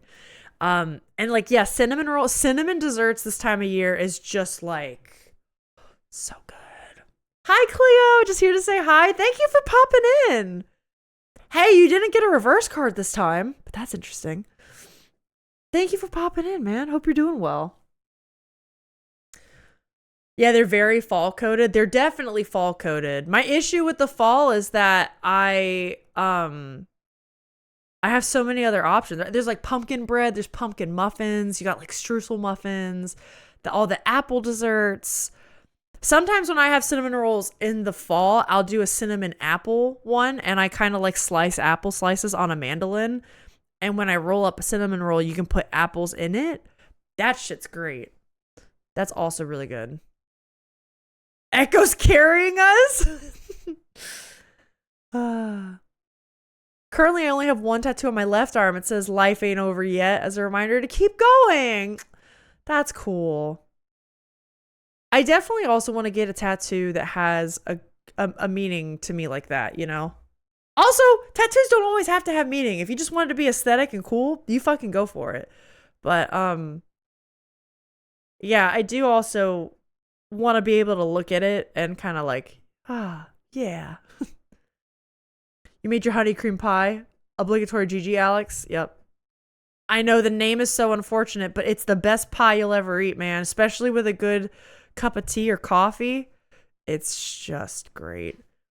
It's for those that missed it when I talked about the honey cream pie the other day. It's this pie I make this time of year. I always do it for like in bulk season around February 1st. And it's got a graham cracker cinnamon crust. But then the actual pie is made from it's like a custard that you make from heating up like a heavy whipping cream.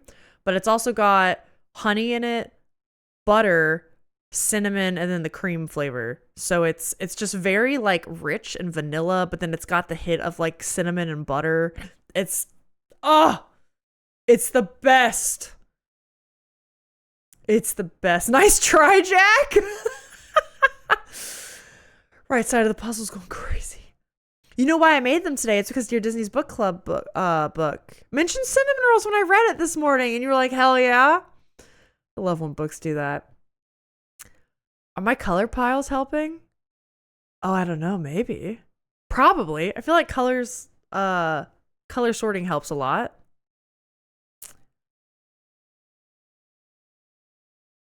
Thank you. My pie is delicious. Also would have thought that using a dip pen for your calligraphy would make it look better. Do you have a dip pen? I'm scared of dip pens. I only have one tattoo so far of a song lyric. I got it in 2018. I definitely want to get more stuff. Like you, always looking for the right artist. Yeah, it's so hard, man. Sometimes I find an artist I really like, but it's like I'll look at their portfolio, and it's like, sorry, I see Alex say, "Dip this pen." Sometimes I look at their portfolio, and it's like I only like one or two of their pieces, and then there's another like 8 or 10 that I'm like, I would be less happy if it were this quality or the style, which might not be exactly what I should do, but it's like, what if the piece they do on me is like 80% of their portfolio versus the 20% that I like, right? And then because it's a tattoo, it's not like you can redo it or edit it. Like you're kind of stuck with it. I know you can do like cover-ups or like make slight adjustments, but it's like realistically at that point, what differences are you going to make, right? And I'm afraid. I just really want to commit to somebody whose portfolio I'm 100% on board with so that I know anything they do, even if it's not exactly what I asked for, I'm like, yeah, this fucking rocks. You're planning on doing an entire sleeve on your left arm once you lose a ton of weight? Yeah, that's a good goal too. Especially with like how the skin reacts and stuff to it. That's cool. Also, I can show you my tat, but I need to get it touched up. Just meant more, Alex specifically would love it. It's not going to be all that much to most people. Oh, okay. Okay. I'm interested now. I'm interested. Oh, that part? Wait, I can delete my own messages now? I think Twitch did do an update recently, right? Because isn't it now like if you're on mobile, you can reply to other people and you couldn't before? They must have done some UI update. That has to be it. I'm so curious now. I know I am too. Maybe it's Mabim Bam related. Do we think it's Taz or Mabim Bam related if it's an Alex thing? I'm not trying to be a straight. No. It's okay. It's okay. I'm curious now. I'm at work. Wait. Yes, but I'm at work. We have many. I meant more like, whoa, who would have thunk? I'm still here just lurking because I have a little mind fog due to my liver. No problem, Annabelle. You, listen, if you even want to pop in the puzzle and you barely move your cursor a bit, which I need to move mine, yeah, you do you. Lurkers are always welcome here. I hope you're feeling okay. Yeah, no one ever has an obligation to chat. They just want to hang, hear me talk about tattoos and cinnamon rolls. That's okay. What if we talked about dreams, tattoos, cinnamon rolls? We're vibing. We're vibing today, you know? I have a feeling we're going to need another puzzle setup. We're going through this quite quickly. It's, yeah, this is fast. Also, depending on whether or not I make it into the Royal Dutch Marines, will decide on what to do with my left arm. When do you decide if you make that, Hexlord? That's crazy. I don't know what the Dutch Marines are like, but I know I've actually watched people do the physical test to get into the US Marines, and that should be crazy. Godspeed and good luck. So that's a lot. That's so cool though. That's a great thing to go for. My left arm is my grown-up sticker book. My right arm is special things. My shoulder blade is my don't drop out of music school. My tramp stamp is pure '04 vibes. That's cool though. That's kind of a really neat idea to do like a sticker book, especially because like I know the patch sleeves are, at least they were popular or are popular. I know that's like a style now. That's kind of cool. You could do like a patch sleeve sticker book thing. And then your right arm be a little bit different if you want. That's cool that you have a don't drop out of music school tattoo. It's just funny given like I know you don't really like do much with music anymore, and like I don't know, it's kind of like a cool, I can relate to that with changes I've gone through in my life, and I know you've gone through a lot of different like cycles, journeys, right? It's kind of cool to look back on that. Thanks, I'm hanging in there. The stream is helping. Good. We could talk about more of my favorite foods. I also am a bitch for a good chocolate chip cookie. Alex has requested, Alex's birthday is actually next week, if you can believe it. And his request for his birthday is not a cake. He has requested snickerdoodle cookies, which are apparently one of his favorite desserts. I knew they were up there. I didn't realize it was like a fave. You don't want me to talk about it? All right, fine. I am going to talk about your snickerdoodles, though. How do people feel about snickerdoodles here? More cinnamon dessert bitches, anybody? I love cinnamon rolls. We got snickerdoodles in the house. I am a sucker for a chocolate chip, though. I feel like that's the ultimate cookie. Although, for some reason, I do associate chocolate chip cookies. When I bake them in the summertime. Even though I eat them year-round at, like, other occasions, I make them I don't know why I do that. Missing edge pieces are going to make me crash out. Spending this year to get in better form, because before I join, I need to do the physical test. Yeah, that's what I'm talking about, Hexlord. The physical test can be crazy. I don't know what the Dutch one's like, but yeah, then you get to go into training and become an official Marine. Good luck, man. Wishing you all the best. I'm trying to get back into a little bit more of peak physical form. I gained a lot of weight when we moved. Maybe not a lot, but definitely gained some weight compared to where I was. I was really close to having abs, man, like true abs, and now they're gone.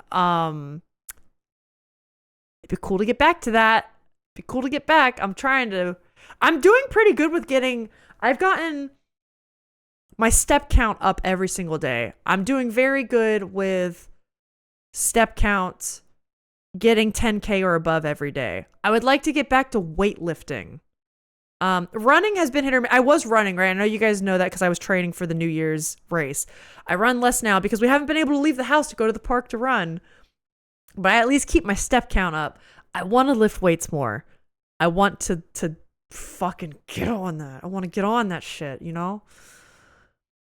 All flash sale pieces just make me smile, or they have vibes. That's cool, Echo. Who's Alex? I make some great chocolate chip cookie bars. That's fun, Cindy. My mom started making cookie bars, and that's like her new thing now. You make snickerdoodles every Christmas. Alex also loves them around Christmas time. He associates them with Christmas, but I think he likes them so much he wants them again. You've never had a snickerdoodle? Cindy, do you know what they are? What are snickerdoodles for the Europeans in the chat? Okay, so snickerdoodles, I'm sure someone has explained. A snickerdoodle, I think, is... Fuck. Hold on, gang, I'm on it. A snickerdoodle is kind of like a Christmas cookie. Or not... Fuck. Sorry. Kind of like a sugar cookie, but they're cinnamon. They're basically a cinnamon cookie without any extra, like, nuts or chocolate or anything like that. Yeah, hard to explain. They're a cookie that's soft and uniform... Not crackled like a chocolate chip. It's cinnamon coated. Some of it's baked in them and a little sour. They're so good though, man. I always thought it was peanut related. Really? That's interesting. I mean, the name doesn't really give away its flavor at all, but it's basically like a cinnamon cookie. They're so good. I didn't know you guys didn't have snickerdoodles in Europe. That's really sad. Y'all should try it. Like a Snickers bar? Oh, that's why you thought it was peanut related? Oh, okay. You guys got to look up. Okay, listen, if you are in Europe and you bake, like Cindy, if you bake, Castro, I don't know if you bake or not, but if you do, I mean, it's worth a shot. It's a great cinnamon dessert. Look up a snickerdoodle cookie. You won't regret it. They're very good with tea or coffee because of the cinnamon taste. It's just great. You're working on your steps too? Yeah. I feel like step count's just a good way to like keep the body in shape if you can. Like even in the winter, right? When I can't run or I'm maybe not able to weightlift as much because I've just been busy. My schedule's been busy. It's nice because I can work on steps. Like I have a walking pad now from Hobbit's Giving. If you were there, the walking pad I got from that. I can like read a book while I'm working on steps or like an audio book or something. I've been doing immersive reading with Hild. I've been doing that while getting my steps and that's just been lovely. It's been a really nice time. Ren brought brownies from her place. I'm too terrified to try them. You think they're like the special brownies? Brownies are such a fave dessert of mine and I don't have enough of them. Maybe I should make brownies after like in the spring or something. I should make brownies soon. I have been known to bake. You should definitely try it, Kestrel. You might really like a snickerdoodle. Chai cookie? Wait, Alex and I have a chai cookie recipe we saved that I never actually ended up baking. Do you remember those, Alex? They're from like Half Baked Harvest or something. Remember those? They're named way too whimsically. A truly dramatic bitch named the Snickerdoodle.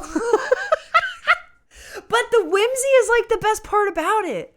With like the cinnamon and like, I don't know, the time of year. It's good, man. The whimsy's great. You have a walking pad as well? Getting that out more now. Yeah, I've had to I try to carve out an hour a day and I just walk. Because especially with how much I do now on Twitch and like I'm trying to edit more and there's a lot of activities that make me sit in front of a computer and I'm doing this right here. Which I really love, but if I'm trying to, you know, feel strong again, build some muscles, get back into shape, I have to commit, you know? I gotta commit. And really, like, an hour's not that bad. Especially if I'm doing it while reading or something. Like, I can do this. Who is the Anon? Who's the Anon with 134? That's crazy, dude. Jack, you only got 5, man. What's going on? I'm just kidding. I'm kidding. I'm so sorry. I was typing an answer about my tat and then my laptop died. Oh, that's okay. We're just talking about cinnamon cookies. Ren is a stoner. Okay, then the brownies are probably special. A chai cookie sounds incredible. Hey, you guys did it! Ah, GG's. Can we do another one? Can we fit in? How do you guys feel about one more cheeky jigsaw before we end stream? Is that okay? Smooch is the one that did 137. Oh, no wonder, because Smooch wasn't in chat for a while. Let's do it. Echo, is it possible to set up another one? Is that okay? We also don't have to, but I'm really enjoying talking about cookies and walking pads now. On it? Okay, hell yeah. Gang, hold on. We'll get there. Alex, I think we have a chai cookie recipe if you want me to try that one instead, too. You let me know. I'm making whatever cookie you want. Taylor Swift has recipes from the Tumblr times? God, society has changed so much. Really? I didn't know Taylor Swift did that. I wasn't on Tumblr when Tumblr was popular. I missed the boat on that. But that's really fun. Favorite kind of cookies, macadamia and white chocolate. I do love those. I don't make them or eat them very often because they're like, the flavor's rich enough to me that I only have one at a time. But when I do have it, I so enjoy it. I can send it to you. You should. Thank you. We also have in the Discord, we do have a cooking and food section. If you guys want to post recipes there, that's where I love where people post recipes. Is in the Discord like that, because then other people also can share versions they have, or like other people can try it. It's a good time. It's a sound wave. Oh, sorry. A sound wave right over my heart, and it's a clip of Griffin as Istis and Taz Balance saying, "You're going to be amazing. I got it because everything good about my life since finding it in 2019, 2020 can be traced back to that fucking campaign, including my fiance, my best friend, the reason I got my degree, the reason I escaped my old family, everything. It's like a promise. You're going to be amazing." That made me like emotional for a second. Wow, that's really cool. Ah, wow, that's a great one. That's so cool, Moss. I had some peach pie from the Amish lady for breakfast. We're just, guys, I'm feeling really good today. The vibes in chat are immaculate, right?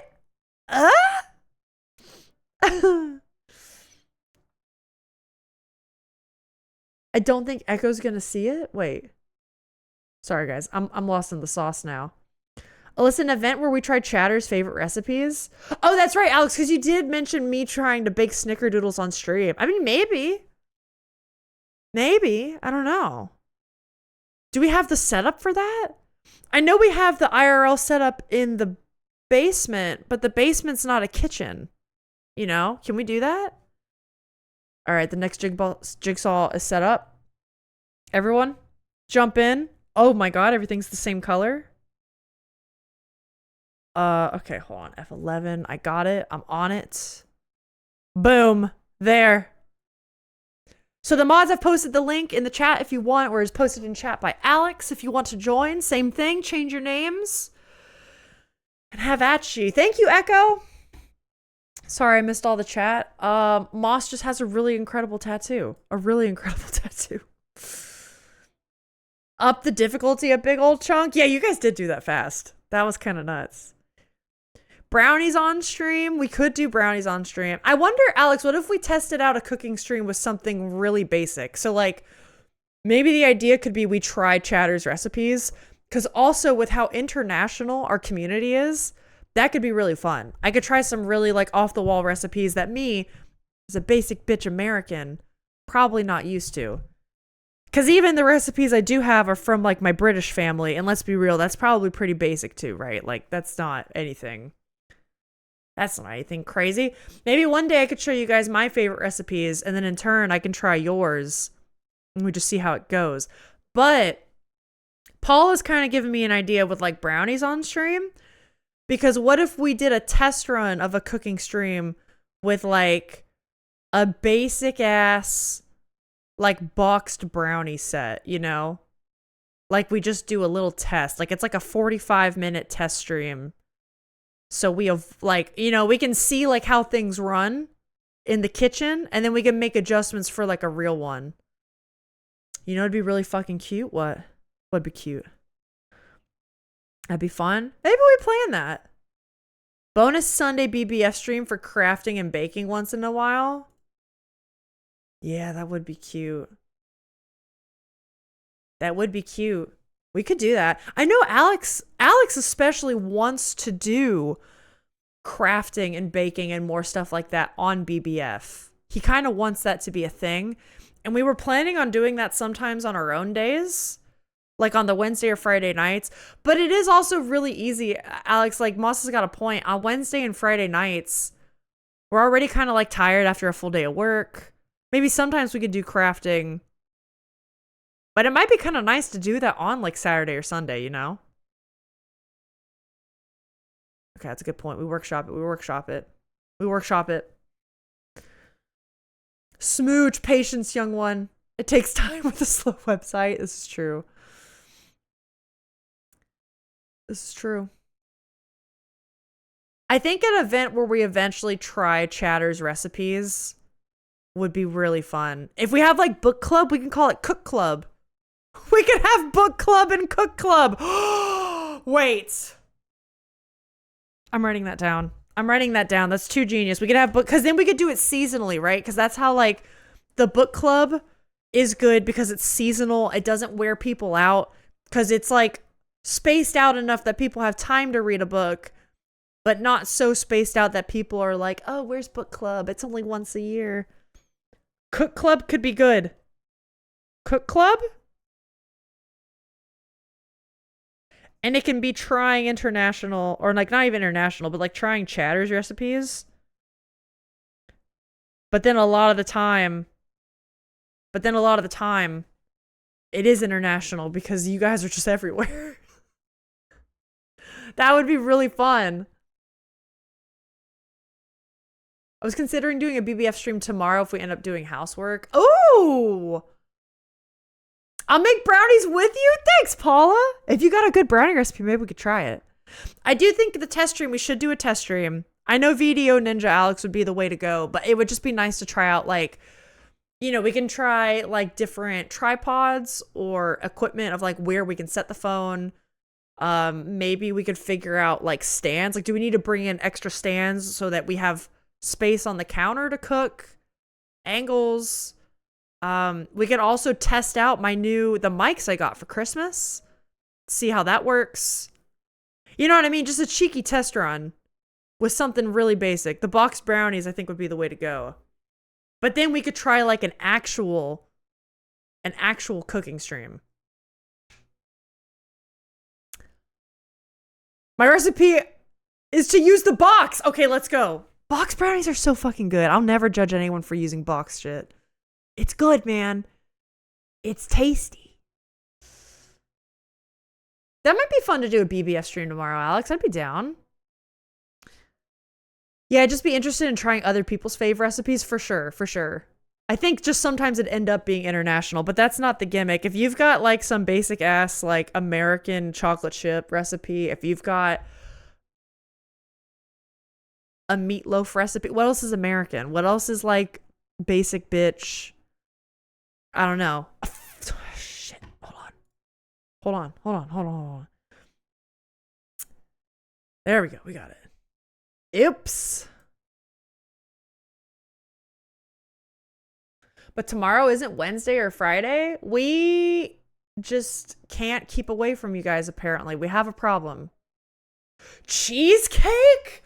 I would love to try it. I've never made a cheesecake. Now, my mom has a recipe she made this year. Hear me out. I want to try this. Ready? Ready for this shit she made? It's a graham cracker crust, cinnamon pumpkin cheesecake. And she made it this year for Thanksgiving. It was the Thanksgiving dessert. And it was fucking phenomenal. She said it was easy but weird for a cheesecake recipe.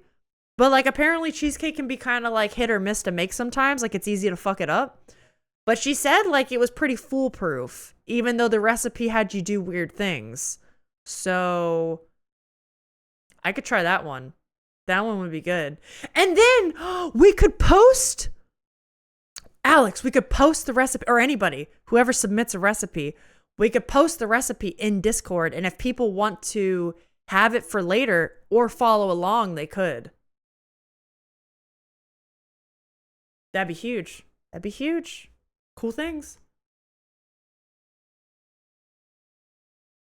That'd be fun, man. By the way, about the tattoos, my sleeve is going to be a bunch of geek shit. Star Wars, Harry Potter, favorite book. If I make it into the Marines, I'll put the coat of arms of the Dutch Marines on it. Probably some other random stuff. If I don't make it, it's going to be covered with the same, or a self-made rune script. That's cool. I kind of want to get some nerdy stuff on my arms too. I want to get some stuff that is a bit more like related to my practice, but I also, yeah, there's some stuff I want to get. It's a bit nerdy, a bit on the nerdy side. Backyard blanket fort, baking buddies. We could be the baking buddies. That would be cute. We could be like, campers, have you gotten your baking buddies yet? Grab a baking buddy. Alex, we could make like badges. Because if we do it like quarterly, we could make a badge and the badge could be the thing we've made. You know what I mean? It could be the actual, like, if we make cookies or cheesecake, I draw that. If we make like a dip or like, I don't know, maybe sometime we make actual food, right? Maybe? No. Tonight is late anniversary dinner. I'm making seasoned chicken stuffed with goat cheese, spinach, and prosciutto fried up with white wine and garlic. It's divine and easy? That doesn't sound easy, but Jack, that's what I'm talking about. And then I can make a badge with that. I could get really good at drawing food the way like Studio Ghibli does. We could have like Ghibli badges. Oh, this is Jack. Can we try making that? Can you send that recipe? Can we do this? Can we? The prosciutto is fried with wine and garlic. I would do it. I would do it. That does sound divine. Alex and I did this thing. We're really bad with cooking. We're like, we get in a rut, and it's just because we're busy and tired, and it's really easy to make sad pasta a lot of evenings, whatever. Or we fall back on classics like curry. Like tonight, I'm making a chicken Indian curry thing because I'm really fast and good at making it now, right? But there was a time during like quarantine COVID, right? Early COVID when the world shut down, where Alex and I, we did date nights on Fridays where on our back patio, this was like late spring, early summer, right? So like the nights in Florida were really nice. And thankfully our patio was screened in, so we didn't have to worry about mosquitoes. And we would like set up a card table out there, but like get out, like we'd do date night and have like, oh, let's lay out our like tablecloth and like we'll light candles and we'll set out like cutlery and like dishware all nice. And we would take turns alternating each week. One person would set up the date night, would set it all up a certain way, and then would make a new recipe for the other person and be like, we're going to try to make fancy food. Alex, we should dig out some of those. we should dig out some of those recipes and make them again. Because they were like new recipes and they were never too difficult because we'd never wanted to like fuck up date night, right? And have like shit for dinner. But it was also just a really fun time trying new things like that. I like the title is Help Me Solve as Alyssa watches her minions do all the work. Minions. You're not my minions. You're my sketch heads. Fuck. You're my sketch heads. See, I'm doing work. See, look, I'm moving. Oh. Whoa. This looks like a very cozy scene. This looks very cozy. Happy to send the recipe for sure. It's much easier than it sounds, but it does come out a bit pricey if you're a fella like me who doesn't have wine on hand. We do not. And no one has goat cheese or prosciutto just hanging out in the fridge on a regular day. I mean, but that's okay though. I think Alex and I don't mind indulging in food every once in a while. Like, I mean, you know, we eat sad pasta all the time. But I mean, we did that for like Hobbitsgiving, right? Where we spent a little bit more money on food. And then we loved eating. Listen, we had leftovers like the 3 days after.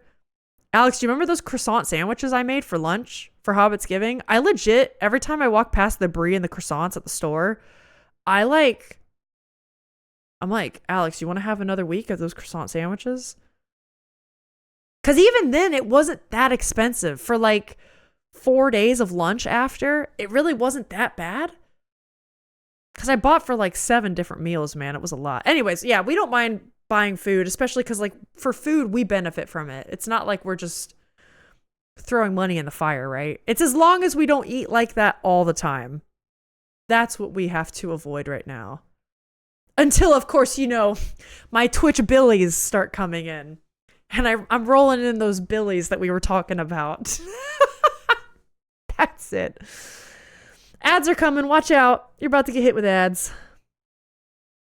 If you want to make it book related, Bookish Bites?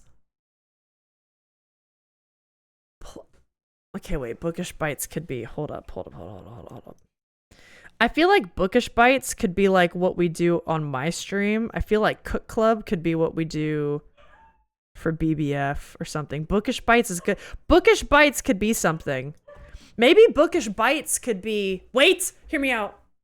Bookish Bites could be the discussion we have on Discord, right? The book club discussion, the Bookish Bites. And it can be like a 2-hour talk where we all grab snacks and tea and we talk before stream.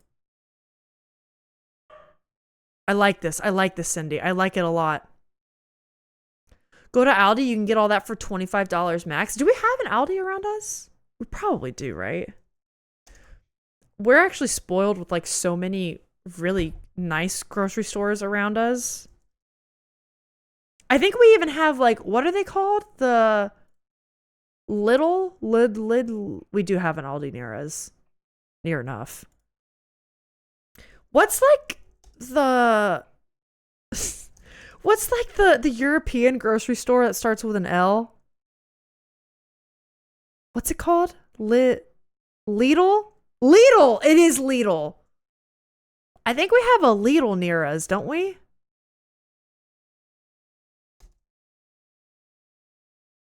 Somewhere. Yeah, we do. We have 3? Oh, well, some of them are kind of far. We have 2? Well, fuck. We can go to Lidl. Is Lidl cool? Should we stop at Lidl? Is that what we do now? If you come from Chavland, it's Lidl. Okay, is it good? Do you guys like Lidl? The Lidl. Baked Benjis. Now I'm getting hungry. We're talking so much about food and it's lunchtime. I'm hungry. Alex, what are we doing for lunch, man? Oh, I know what I can have for lunch. I have potato stuff I can make. Wait, Lidl is killing me? It's little. Oh, it's little. Dead. I want to call it Lidl now. Is it little or Lidl? Ma said Lidl. That's how to pronounce it? Shit. Lidl and Aldi are very similar to each other. The same applies. Oh, maybe we should go to Lidl, Alex. What are we doing? Al, depending on how long this goes, if you want to do one more, do you want to use one of my art pieces as the puzzle? We can use the square one posted a while back for a duel scene. I think it'd make a cool puzzle. We could. This is unfortunately is going to be my last one. But I love this. I love this concept. So in the future, if people want to do that, hell yeah. I really got to get food after this. But yes. This isn't going to be the last time we do this. This is fantastic. We will be doing it. I don't know if we'll do it next week, but we will do it in the future. Because this was fantastic. I loved it. And you guys seem to like it as well. So let's go. We go there all the time. Here they price match vegan products. That's cool. Does Little sell branded dreidels made out of clay? Lidl. It's not Lidl, but most say it otherwise. Oh, wait, no, it is Lidl. Most say it otherwise. Okay. So maybe both are correct. I live 200 meters from a Lidl. It's excellent. Okay. I kind of want to call it Lidl. I'm going to call it Lidl. I'm going to do it. I'm just going to commit to the boomer. The boomer in me wants to say it, you know? Maybe next time. Yeah, that's the only thing. Is literally everyone you know American, perchance? Oh, so the Europeans say little and the Americans say Lidl? That's hilarious. I don't know how I want to do it then. We can do it maybe during our hour-long yaps. That's true. That's true. I mean, also, I think I'll just come back to this, you know? I like Saturday being a bit more chill, unless I'm deep in a game the way I was deep in Seance, and I could not go a day without thinking about it. Then I will commit to a game. But Saturdays, I do like being like, you know, we'll come back to crosswords or dailies, or this is now really cool. This is a cool, what am I trying to say? Like rotation to the gambit, you know? Be correct. Like pronouncing GIF correctly. Real talk, I'll unsubscribe from your life. Is it little? I feel threatened. I'm held at sub point. Life point. This is just killing me because we've had them in the UK forever and it's little my whole life. Save your art for the future puzzle things. Yeah. No, we'll do it because then we won't rush through it either. You know what I mean? We can like do people's art proper. I'm Dutch and I say Lidl. That is officially its name, but most people use Little. Oh, interesting. Unsubscribe from your life is crazy.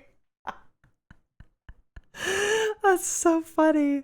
Maybe it'll be like a Caribbean situation. Maybe I'll just like flop back and forth and say both, and then no one can get mad at me. What about that?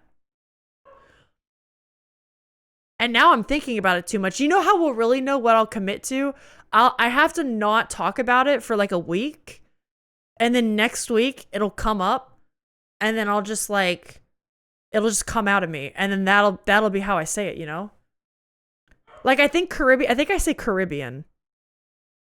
The only time I say Caribbean is when I say the proper movie name, Pirates of the Caribbean. But outside of that, I'm a Caribbean girl. You know? Kestrel just Men in Black flashing Alyssa out of their memory.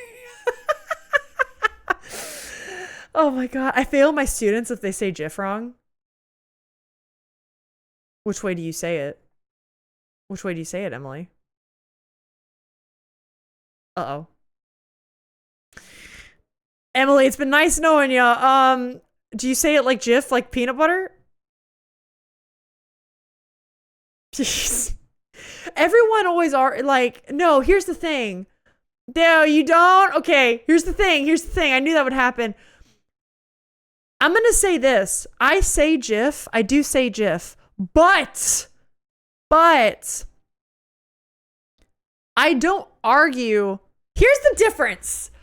And I think people should appreciate this more about the GIF community. At least me. Maybe this is just Alyssa. I will never argue and make you feel bad for saying GIF. I let people go their own way. Do you know what I mean? I say GIF. You say GIF, you say GIF. It makes no difference to me, you know? I noticed that the GIF people get on my ass for saying GIF, okay? That's all I'm saying. The GIF people won't let me live my life, but I'll let them live their life. That's all I'm saying, okay? Anyone here can say GIF or GIF. I don't care. I don't argue, but GIF is a peanut butter for choosy moms. You say GIF, they're wrong. How can you call yourself a boomer when I'm older than you? I don't know. I feel like I'm a boomer at heart sometimes. I'm a boomer when I do stupid things on the computer and I don't understand what's going on. Do you know? You know? I think I just heard Emily unfollow. Just like that. Oh no. But I'm not going to say GIF is wrong either. I get it. You know, they're both correct. I was one of those people, and I apologize because it goes against my linguistic values. I'm listening and I'm learning. We're all learning from each other. It's physically painful to hear. Just know you're hurting people. Yeah. Yep. I am. But I'm going to let you live your truth too. I kind of hate that left my mouth. I feel like the people that say phrases like that, like this is my truth, I normally kind of roll my eyes at that. So I'm going to redact that. Can I take that back? Yeah, it made me feel icky saying that just now. I take that back. Jesus Christ. This is a good stream, guys. Good stream. We're doing so good. Boomer? No! I'm not getting into this argument. All right. See, we know. We know how this stands. To back myself up, I do pronounce it the way the creator of the .gif format pronounces it. If I may ask, how old are you? You can ask. I turned 31 in November. I am 31. Fucking shit ass. All right, well. Hey, you guys are doing good with this puzzle. Is it bread? Oh my god, y'all are just gonna make me even more hungry. Holy shit, dude. Alex, we need like some good fresh baked bread. Doesn't that sound good? So you admit that some truths are objective. Wait.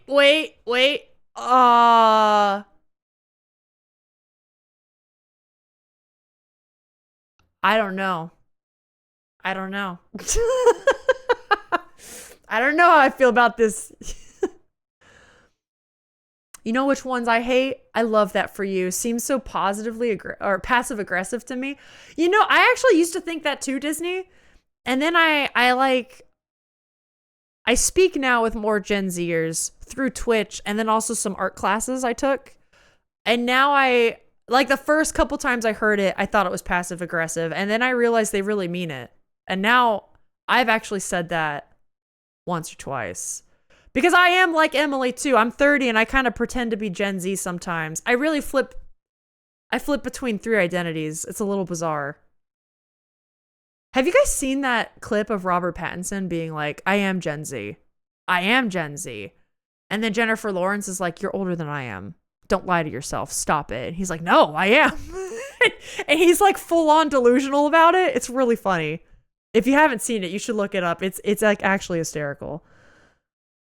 Yeah, it's not passive aggressive at all. It's not. And I felt that way at first, but then like you learn that it's like, oh no, it's genuine. I get it. Come to Germany? I should. I was there a couple summers ago and it was fantastic. It's just a picture of Oak's lab, Mustard. We never left the lab. Are you still in the lab right now? Why can't you just love it? Why does it only have to be for me? No, I do get it.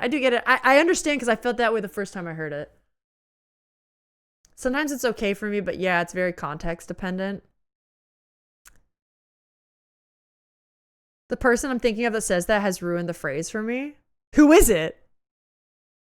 The three wolves inside you? Flipping between three identities is the way of the witch. The maiden, the mother, and the crone. Yeah, maiden, mother, crone. I do know who. Okay, I think I do know who. Have they ruined it for you, though? Oh, I didn't know that. I kind of like it. Okay, well, whatever. No, yeah, the maiden, the mother, the crone is just the Gen Z millennial boomer. That's so true. You still find the name generational stuff stupid. I think I don't really mind the naming of it so much as I hate that they're constantly pitted against each other. I feel like we don't need to be pitted against each other. That part of it I find really stupid. I do like labels, not for putting people in boxes, but for helping understand life experiences. It's why I like labels with like sexuality and gender. Not so much to put people in a box, but to help explain how people like maneuver life. And I do feel like sometimes generational tags can help with that. But I know what you mean. It's not about like the fine line of like, I'm in this generation or this one. And again, pitting people against each other, just like that pisses me off. That's annoying. Embrace it all. According to people, I'm Gen Z, but I grew up with stuff millennials never even touched. Yeah. I'm a love that for you user. I do use it genuinely. I also use it when I'm at a loss for anything else to say, so it's kind of like a filler. Yeah, that's fair.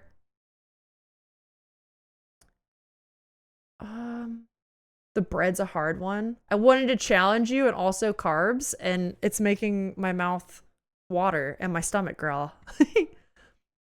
Go to Lidl's website, looks for any gifts to download. I just said Lidl. Guys, Castro's gonna leave now. For posterity. Here's something I need advice on. My friend has recently shown up to events I host and think he has had a few drinks beforehand. He denies it now. I feel like I'm stuck between getting gaslit and being unreasonable. I hate being lied to more than anything. What do you guys think? Oh, that's a tough one. Okay. I'm kind of interested to hear other people chime in too, because if you want, Emily, we can just treat this like an open conversation. That's tough because I don't know how close you are with this friend or what your relationship is like with them, right? I also don't know your relationship with like drinking, which can influence this a little bit. Okay, you are interested in people's thoughts. I think, unfortunately, you brought it up to your friend. And God fucking damn it, hold on. I think unfortunately you brought it up to your friend and it sounds kind of like they should be honest with you, right? Yes, and context. Are these dry events? Or how drunk do you think they're showing up? Is it like, oh, they just had one drink and they're a little loose? Or is it like they're showing up and it's a bit of a problem? My gut instinct with the context you'd given us is that as a friend, you asked a friend, hey, are you drinking? And I want to make sure I get this right.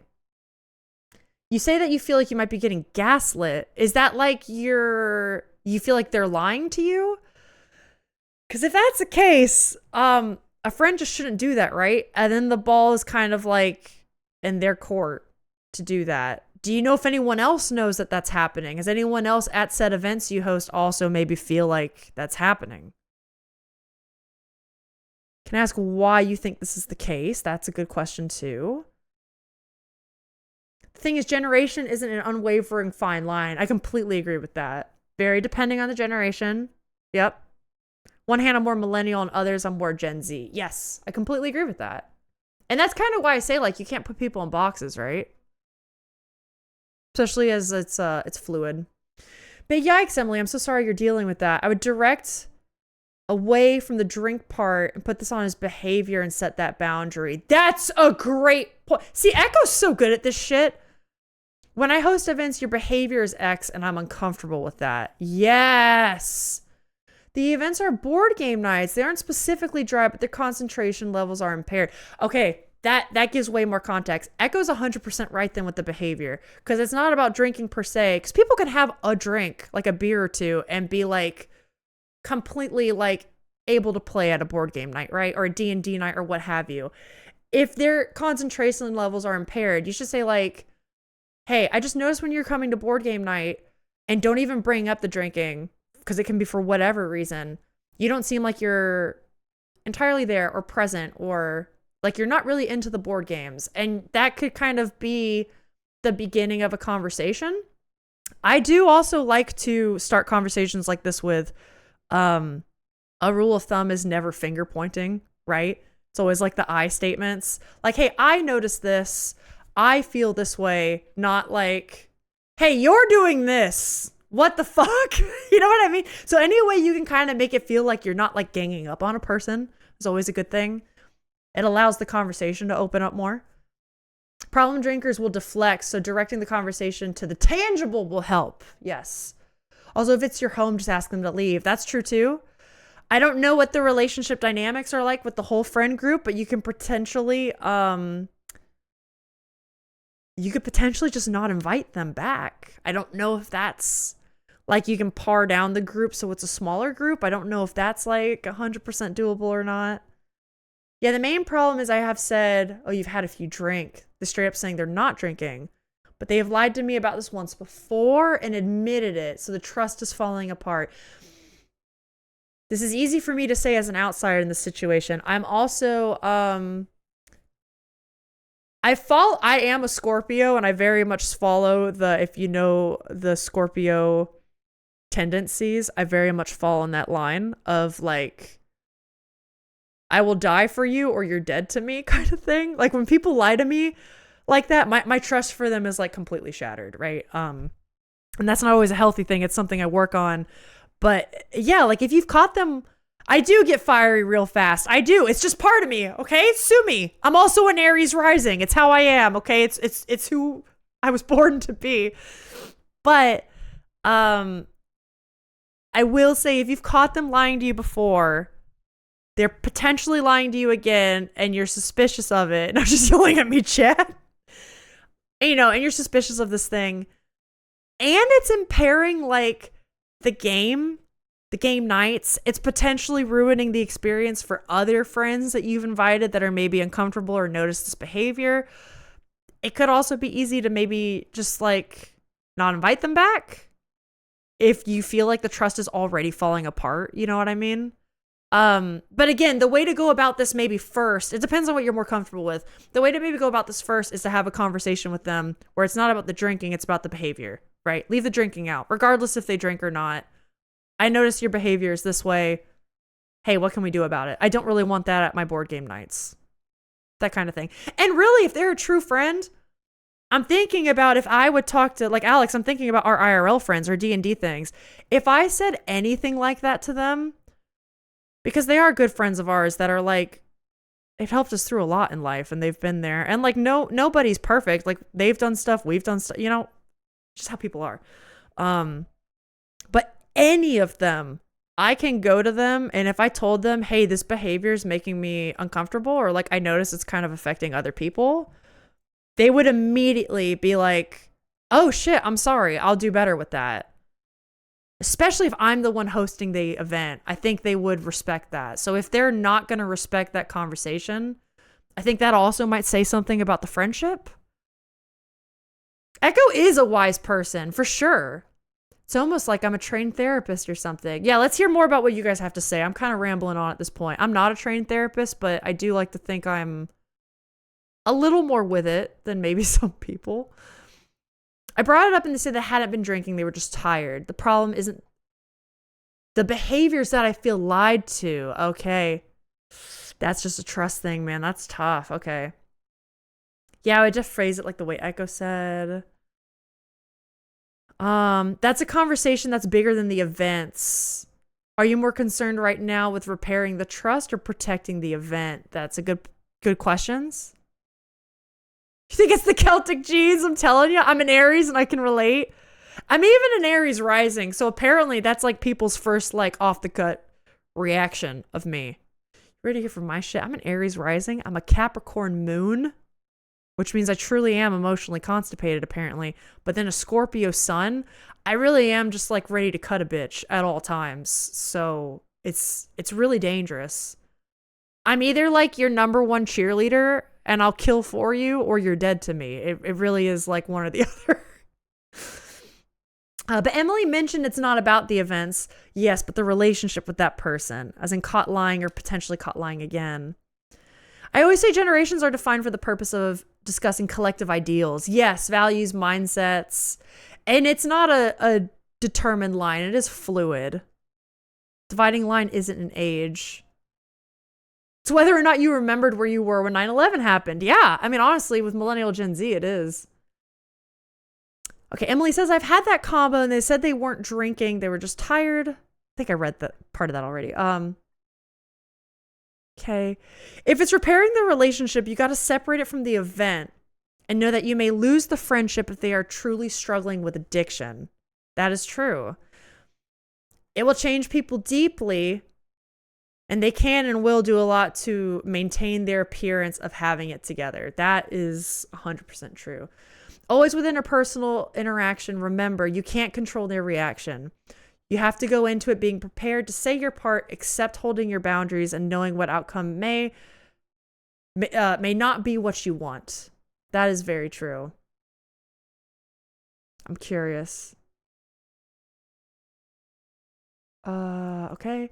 Yeah, our firiness sometimes becomes a problem when, say, we found out someone backed into our car. I did get really mad then, didn't I? That was a really upsetting time. I was ready to deck someone. I was ready for that. If they ever need a cup of sugar from me, they're dead to me, damn it. Did you hit our fucking car and you lied about it? I'll kill you. No, I won't. I won't do that. I'm not going to give you a cup of sugar, though. I'm not going to do that. It's done. It's donezo. Al, would you like some insane moss lore related to star signs? Sure. Absolutely.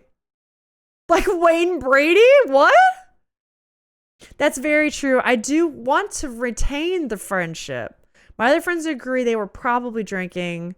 I feel like it's hard to still be friends if I accuse them of lying to me. So it totally is. Because at that point, if you want to maintain the friendship, then it's about regaining that trust back, right? And that you feel like you can go to a friend about something and they're going to care about what you have to say. I kind of bring up the relationship with my friends, right? Because it's like, if I thought one of them were drinking at an event where it affected their behavior and it made me uncomfortable, I think I can go to them and say that, and they would be like, I'll change that. I think if they're denying it or lying about it, like what Echo's saying, right? It could be addiction's a slippery slope. And I know it's also a strong word, so I don't want to sit here and be like, your friend has an addiction, because that's not what I'm saying.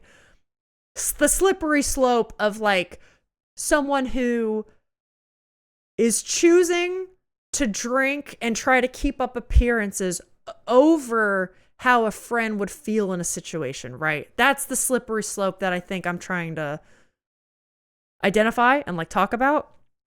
It sounds like you need to try to find a way to,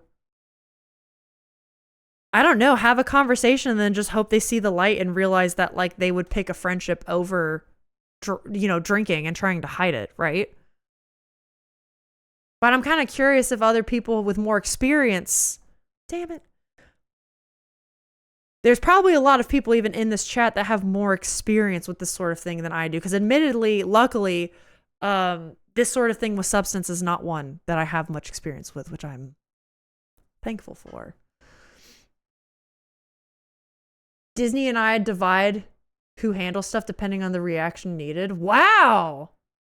That's interesting. I mean, yeah, honestly, Alex and I probably do the same without talking about it because he did handle all the car stuff, probably knowing I'd be pretty upset.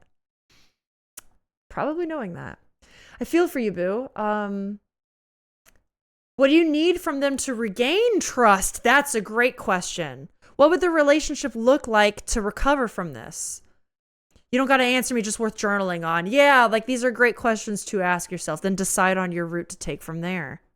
Echo, let's fucking go. Smooch has more. 6'9". I think you're right now that you're stuck on that they were lying to you. Not saying it's okay, but if it's about drinking, I'd consider moving your way of thoughts to why they're lying about it. That's a good point too. Is it a cry for help? Is there something more serious going on? That's a good point because that's kind of what I'm kind of wondering about. Like they're choosing to maintain the appearance and hide drinking versus like talking openly with a friend. What's the change that they're picking this thing over the other thing, right? Because there's a point in time when that changes. Maybe on the lower scale, do they feel like you're shaming them for drinking? That's true too. We could put ourselves in the other person's shoes. That's a good point. You're talking about cutting a bitch, and I was reminded of Wayne Brady at the Chappelle Show bit. Oh, I never watched the Chappelle Show. Wayne Brady's personality is all over the place. Hey, we got our basket of bread. Let's go. Oh man, I'm hungry, dude. Fuck. GG's, everybody. Congrats. We've got some great puzzles today. Echo, thank you so much for organizing that. And like Alex and Jack, all the ideas. Thank you guys. Let me wrap up chatting on stream for a hot sec while we finish these discussions. And we'll slowly wrap up, but there's still some good convo going on, you know? I don't talk about my family and have some terrible childhood trauma, related or otherwise. I have 6 cancer placements. Whoa. My dad's a cancer son, among other things, but my big 3 is Cancer Sun, Pisces Moon, Leo Rising. I was raised by 2 Aries parents. Whoa. Okay, shit, that is big. That is big. Shit. We should talk about that kind of stuff too soon. Like patterns and stuff like that with star signs. I do love that stuff. It's fun. I guess they would need to admit that they lied to me. But in the back of my mind, I'm like, what if I'm wrong and they just are tired and my drunk radar is wrong? No, I know what you mean. And that's where you don't want to necessarily you don't want to come across as paranoid and like making things up where there aren't. But also, if you and your friends all have something kind of like going off in the back of your mind, there's probably something going on. But that's where it's important, again, to like Disney brings up the whole, do they feel like they're being shamed? Like bring up conversation where we're not finger pointing, we're not shaming anybody. You're just bringing up how you feel kind of thing. Take a look at the concrete things that brought you to that conclusion. Did you smell alcohol? Was the behavior different than baseline? Focus on the concrete, objective things to answer your own question. Then you can move forward. That's true too. Oh, is Bloops live? Yeah, let me see who we got going. Is it the stars or is it borderline personality disorder? Yeah, I mean, Listen, the stars are not a hard science, and you guys know I'm a science girly. But again, much like with the labels, also, hello, Mars. Temperance, let's go. Just like with labels, the stars, and saying, like, if I tell you guys I'm very Scorpio coded, I very much act like a Scorpio, and I am. But if I say that, if you know what I'm saying when I say I'm a Scorpio and you understand what those like archetypal traits mean, you suddenly understand me a little bit better, right? Same thing with like, hey, I'm a demisexual biromantic. Is that all I am? Like, no, there's much more to me that make me that person. But does the label maybe help you understand my life a little bit better? Like, yeah. And I feel the same thing with generational tags too, right? It's all stuff. Astrology is fake, but Scorpios are absolutely real is my favorite phrase. Yes. I'm a Scorpio. This is a joke. Scorpio coded joke. Coming from your triple Scorpio, Jack. Absolutely. But it's true, though. It's so true. Right? Right? Am I wrong? Am I wrong? Come on. Come on. Mars, I hope you're having a good day, man. Temperance is great. Happy Saturday to you. Yeah, it also sounds like the only answer you will accept is yes. If the truth is no and they're not drinking, you still won't believe it. I mean, that is something to think about. So I suggest changing your way of thinking it. Yeah. There's definitely a lot of like introspection journaling that could be done with this for sure to kind of figure out a way forward. But I mean, Emily, thanks for opening up about that. I hope you felt comfortable bringing that up here. There's a lot of really open-minded people in this community that I think genuinely like helping out. And I don't know, maybe this helped you out with like some different ideas or ways to move forward. Still have no idea what to do. That's fair. I feel like these things you kind of got to like sleep on, think about it. Journaling honestly helps me out a ton. I don't know if you've journaled or written about things before, but it does help kind of like clear out your mind and get it on paper. But I don't know. I think that's really cool that you brought that up and being new here. So I hope maybe you feel a little better. Something, I don't know. The only thing I like by knowing I'm a Scorpio tiger is under what constellation I'm born and things like that. I mean, that's totally fair too. I get it. It's also not for everyone. Or like, I don't know. I get people that are not into the astrology thing. I totally understand. I hate that when I make a Scorpio comment, people probably assume certain things about me that aren't true because I'm not woo-woo astrology, but I do think it's fun and you'll find some interesting patterns a lot of the time. Like Moss's Cancer patterns, being a very water sign person in a fiery Aries household. You know what I mean? It can do funny things. It can certainly do funny things. If you connect with the astrology archetypes, it does allow a real easy way to vibe check for sure. Yes, that's exactly what I mean. Like, is it a tried and true science? Like, no, of course it's not. But can it sometimes help people like communicate? And sometimes I will say like, I will notice funny patterns that just make me kind of cackle to myself. But I very much align with what I feel like it says about me as a person.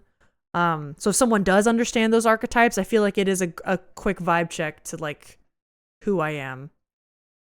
I don't actually believe in it, but I'm entertained by it. No, I totally get that. I just don't want people to think I'm too far down the woo, you know? That's all.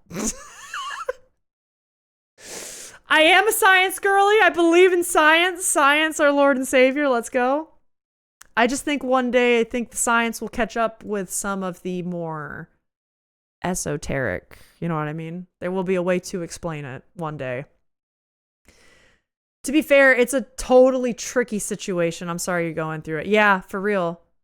I think my best idea is to explain it all to my friend. You know what? Honestly, Emily, when in doubt, communication is always good. Communication, being forthcoming.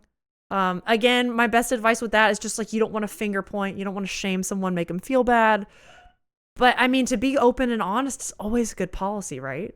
It's always good. It's better than like playing games, keeping to yourself. Very true. Journaling helps Paula too. Yep.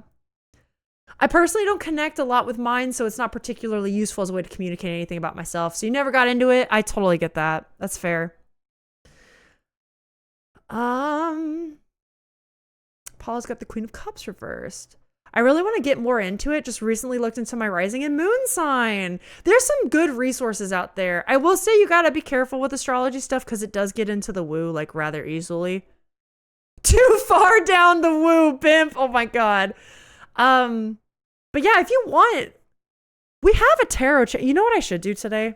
I'm doing a lot of maintenance stuff today. We're actually going to work on like sub badges and stuff later.